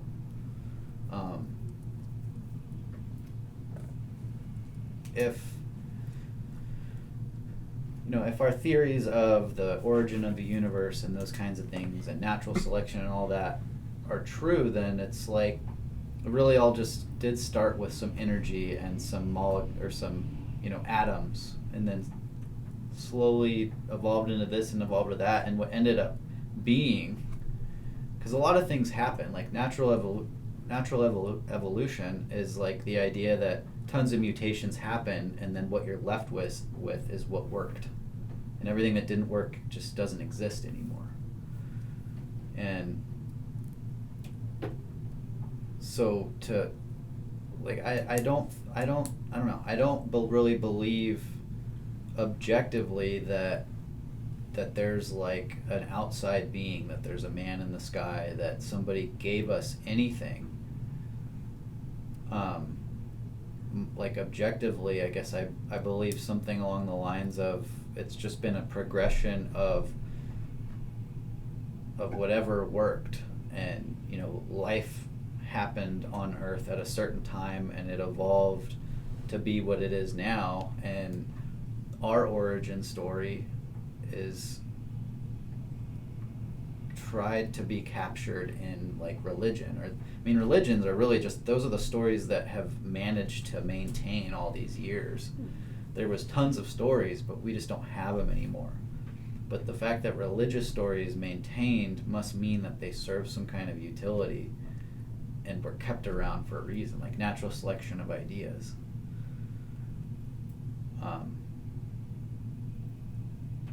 But I think in order to understand this stuff, at least to understand like the Bible and stuff, I think we have to take a step back from this objectivism and like scientific thinking, because that's just not how those stories were written or conveyed up until just a couple hundred years ago.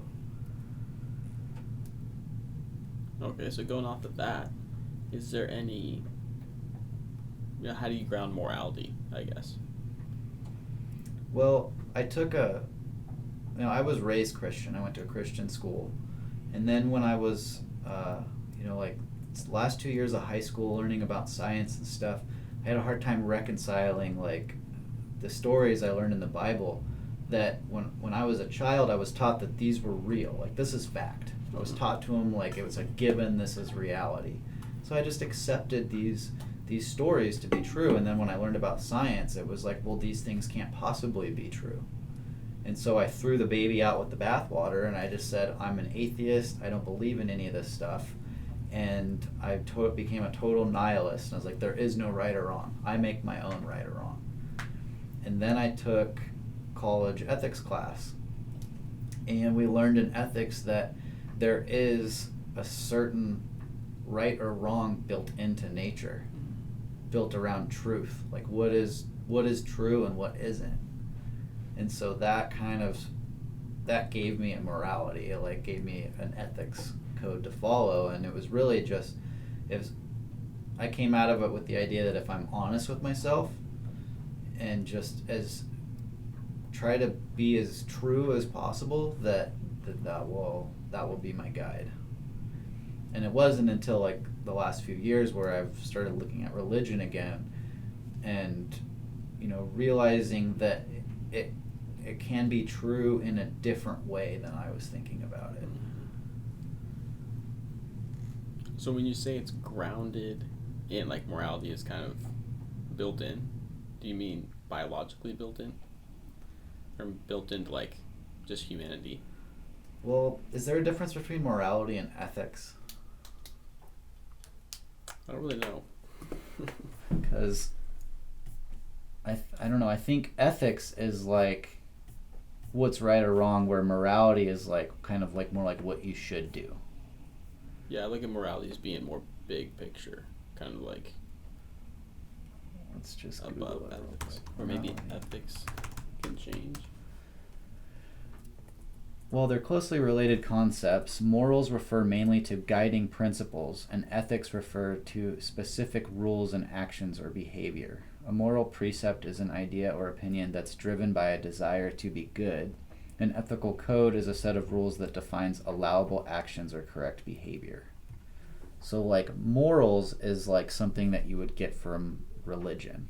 Mm-hmm. It's like if you want to be a good person, these are the ways you should behave. Where ethics is more like if you want to be successful in society, then you will act these certain ways. And I think a core purpose of religious texts like the Bible is to convey those ethics. Like if you want to be a part of society, then you ought to follow these kind of rules. Because if you don't, you're going to be outcast or put in jail or something like that. Mm-hmm. Or no, that would be morals. But like ethics it's like there is a right or wrong built in nature. And I don't know if it, I guess you could say it's biologically, but I guess it would be more physics based. Because it's just like, what is true? Um,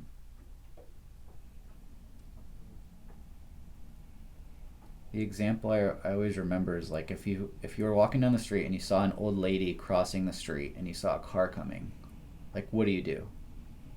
Yeah. Holler at her, try and save her. Yeah, and it would, and I can't remember exactly how we got to the conclusion, but the overall conclusion was that if you follow a line of thinking that follows truth, then what you do is like go save her.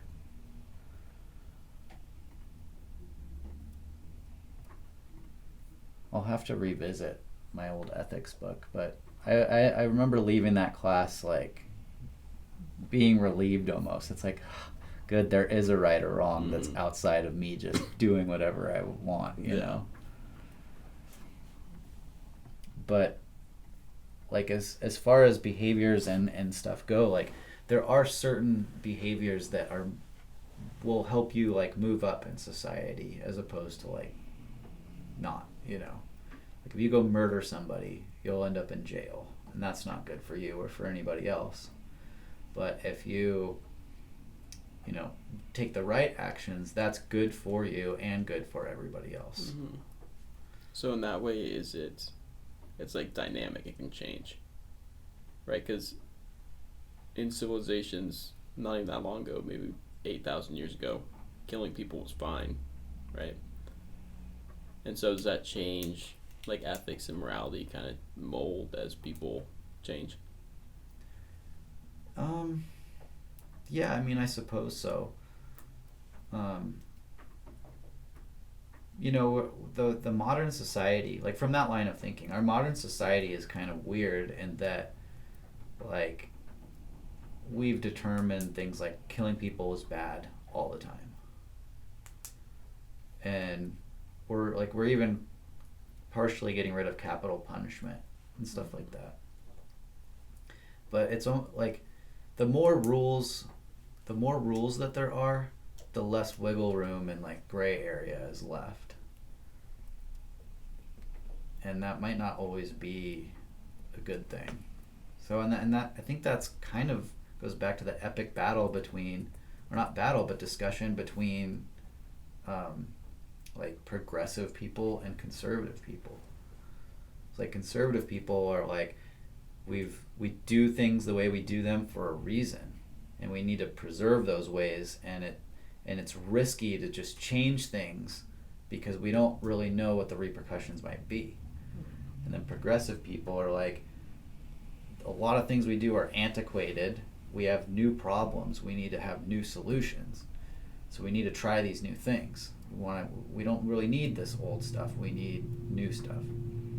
And the truth is in the middle. And that's why it's so important as a society that we talk to each other, god damn it, you know? And if you wanted to take over a society, the number one thing you gotta do is to get them to stop talking to each other. I think that's what's happening right now. And my message to anybody that sees this is to not buy into that. To talk to people that think differently than you, because you might not have all the answers, and they definitely don't have all the answers either. So you need to work together if you're going to have anything left, you know. And if you don't do that, you're going to give the power to somebody else who just has more power than you, because nothing's going to happen.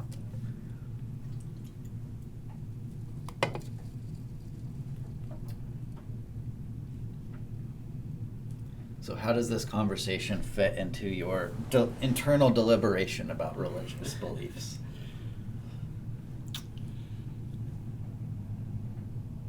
I don't really know. It fits into kind of the perspective that there is no objective truth. There's no objective morality. But at the same time, there kind of is, but it's internal instead of something that's external, if that makes sense. So instead of religion kind of being this thing that we follow, it's more like something that's ingrained in us that we should follow, you know. Yeah. Yeah, when you said that, I got that tingle of like, this is true. It's like religion isn't something we follow, it's like something that we are. Yeah. And what you said before that reminds me of, like, what is it, Plato's Cave? You know what I'm talking about? Yeah. Where, like you were saying, there is no objective truth. Well, that might be because everything that you see comes from your perspective.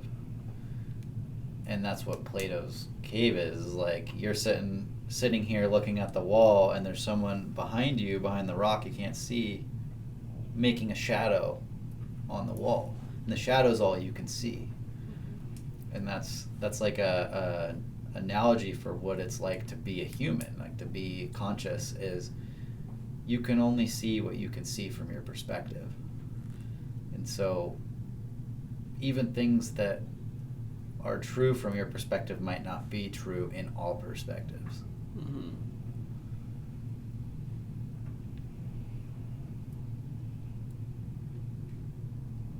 It's pretty deep. Yeah, we've gone way deep. That's what this podcast is all about, folks. Mm-hmm.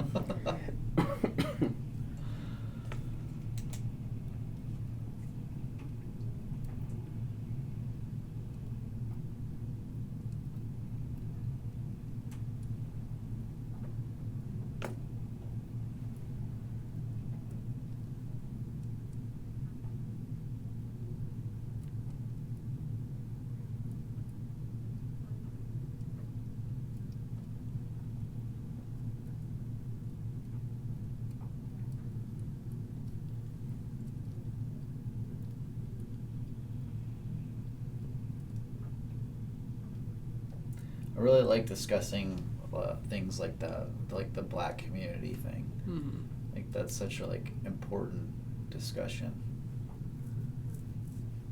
And I always end up going back towards individual rights trump all other rights. Because of the objective truth is things from your perspective are going to be different than from the grand perspective. And so you should have the right to make your own decisions on your level from your perspective. Mm-hmm. And then live with the consequences. Earlier you said that some people might not want to make their own decisions and whatnot. But I see that as a meaningless existence. Because if you don't make your own decisions and then live with the consequences, then are you really living? Mm-hmm. To me, that's kind of what makes life so great, is that I have to make choices and choose different paths through time, and then deal with what comes from it. Mm-hmm. And the smarter and older and wiser I get, the better decisions I make and the better my consequences are, and that's a really fun thing to do, and it's meaningful. Yeah, I think that the complacency that he's talking about when he says that people don't really want to make their own decisions can be tied in to human nature, and the fact that our brain works in a way that whatever we did yesterday, we want to do that tomorrow too, because we know that we survived yesterday, everything was fine. Mm-hmm. So we need to do the same thing again because we survived and everything's good. So it's very easy for people to kind of not think about their actions that much and just do the same thing every single day, and that kind of takes the free out of your will, Mm-hmm. Yeah, and I think a lot of people, their attitude towards politics and stuff is like with the coronavirus, you could find tons of examples. It's oh, well, I don't mind if they lock down because, that could be good and blah, blah, blah. And maybe that just doesn't affect you that much, so you don't care. And so you just let it go. You're yeah, that's fine. Go ahead with that. And then things like that keep happening, and eventually it touches something that you do care about. And all of a sudden you're whoa, wait a minute. I still want to be able to do this. I still want to make this decision. But so much ground has already been given up that there's just no way that you can keep that right anymore, Mm-hmm. you know. And that's why I think, and a lot of people think, it's so important to like defend the Constitution. Like, even if the thing that's trying to be changed right now doesn't really affect you, like the Second Amendment. I don't own guns. I don't see the point of owning guns, so I don't care if they get rid of that right. But setting the precedent of getting rid of that right sets you up to lose something else that you want to keep. And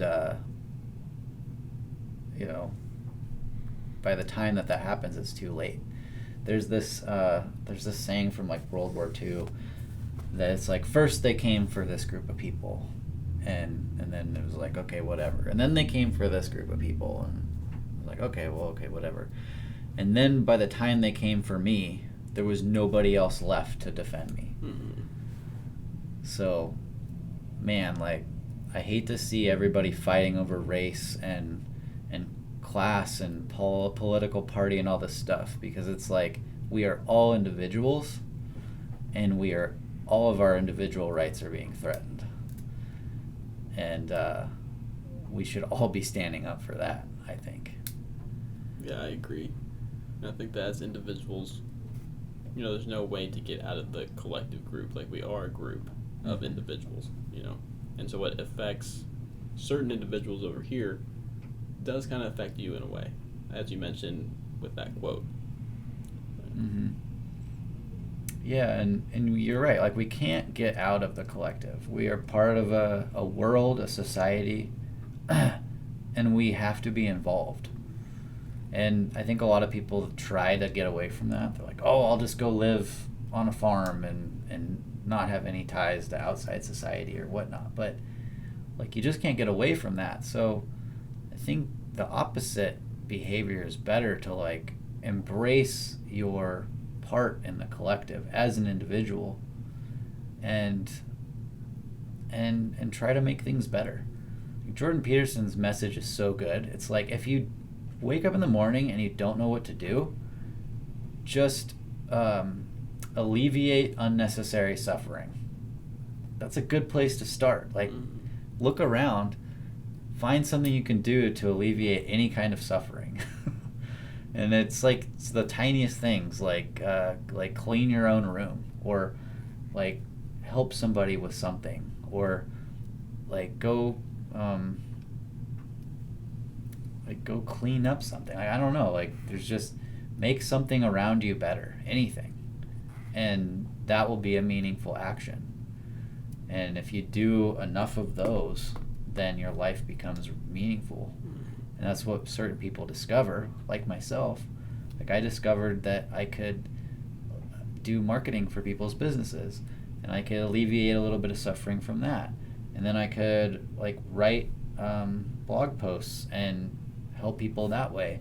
And it just kind of snowballed. And now, like, I wake up in the morning, and my goal is to do everything I can to, like, add value to the world, to reduce suffering, to increase the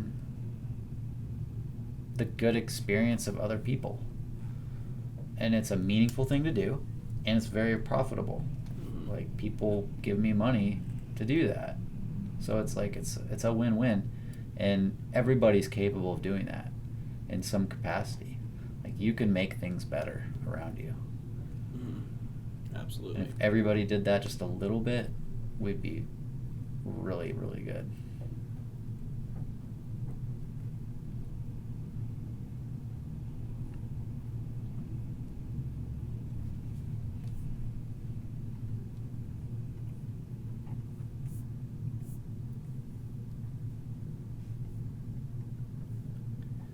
Let's see, where are we at here?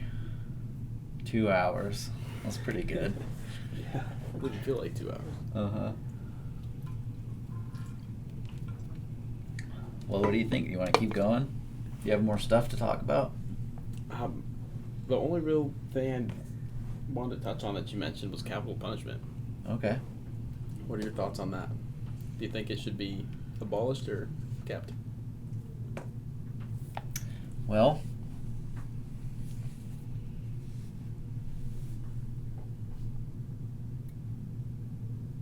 That's a tough one. Like, on one hand, I think if somebody does something that's so wrong, like ethically, that they are put in the position where they're either going to be in jail for the 8 lifetimes or killed, it doesn't make a lot of sense to me for everyone else to have to keep them alive, to support them. You know what I mean? So it'd be nice if there was some way for them to still add value to the world, even from a place of not having any freedom.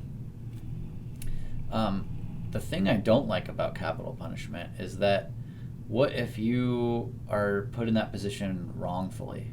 Like, you didn't actually do whatever you're accused of doing, and then you're killed for it. Like, that's super messed up. That happens. And with the way things are going, like with technology and their ability to make like deep fake videos and stuff, like if somebody wanted you to be killed, all they have to do is make a deep fake video of you doing something really fucked up, and then you'd just be killed. So that's a tough one. It's like hand for hand. Is that the right thing to do? Yeah, I don't know. What do you think? Yeah, I definitely agree. I think that just the fact that there's a chance you could wrongfully kill somebody is too much. That you can't, like, giving somebody that power, you know. And James and I have talked about this before, and he's big into all this kind of stuff, like controversial cases. And so he told me that, if I remember right, 1 out of 10 people who are on death row shouldn't be there. Really? Yeah. That's a high percentage. Yeah, it's a lot. And so, do you really want to give the government that power to kill people who shouldn't be killed? But at the, just for the benefit of knowing that these bad people are dead, is that worth it? Yeah. Well, I don't really look at it like as a benefit to know they're dead. Like, maybe for the person who was wronged, like it'd be some kind of vindication. But I look at it like financially, really, like economically. Like, if you have a whole bunch of people that by their own actions aren't fit for society, and if they were to be free would continue to remove other people's rights, then should everybody else have to support them? Should they be a burden on everyone else? Because that's what people in prison basically are, unless they're able to produce something of value. But for the most part, they're just basically just on life support, meaningless life support. So that's a really tough one. When you said the government have the power to kill people, like, that immediately makes me say no, because I think I don't hate the government, but I hate big government. Like, I think the less things the government's responsible for, the better. Just because complex situations call for simple solutions, and the government is anything but simple. It's a huge bureaucracy full of rules and regulations and levels of bureaucratic power, and full of, that there's like a law, I forget what it is, but in a bureaucracy, you keep moving up the ladder until you get to a point where you're incompetent. Because if you're good at your job, you get promoted. And you just keep getting promoted till you're not good enough to get promoted anymore. And so it's like just super incompetent. And I've worked tons of jobs, worked with thousands of people, and most of them were incompetent. It's just the way it is. Like, have you heard of the 80-20 rule? 80-20 rule. It's like a law of nature. But it basically says that 20% of the people produce 80% of the results. And this is found through so many things in nature. Like in society, money, fewer people will have the majority of money. And in our system, it's gotten to the point where it's like the 0.1% have 75% of the resources. And like in any situation, this is how it will be. 20% of the lions will get 80% of the prey. 20% of salespeople make 80% of sales. 20% of my clients make up for 80% of our revenue. It's just the law. And so 80% of the people in government will do 20% of the work. That's just the way it is. And so with that in mind, that's why I believe in small government. Not just because I think that perspective-wise, how can a government looking at this know what to do for this little person over here that they can't even see, you know? But also because it's bound to be full of incompetent people that can't really do it right anyway.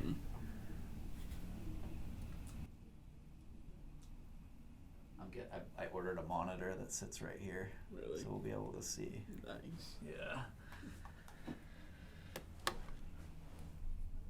Well, this has been a really good podcast, I think. Yeah, I think so too. I think it was a good like intro one. I think the next ones we do will be like more organized, and we'll probably like have more specific topics to talk about. Yeah, we covered a lot. Yeah. I'm definitely prone on going on tangents and stuff, so but I think most things we talked about are interrelated. Yeah. All this stuff is connected.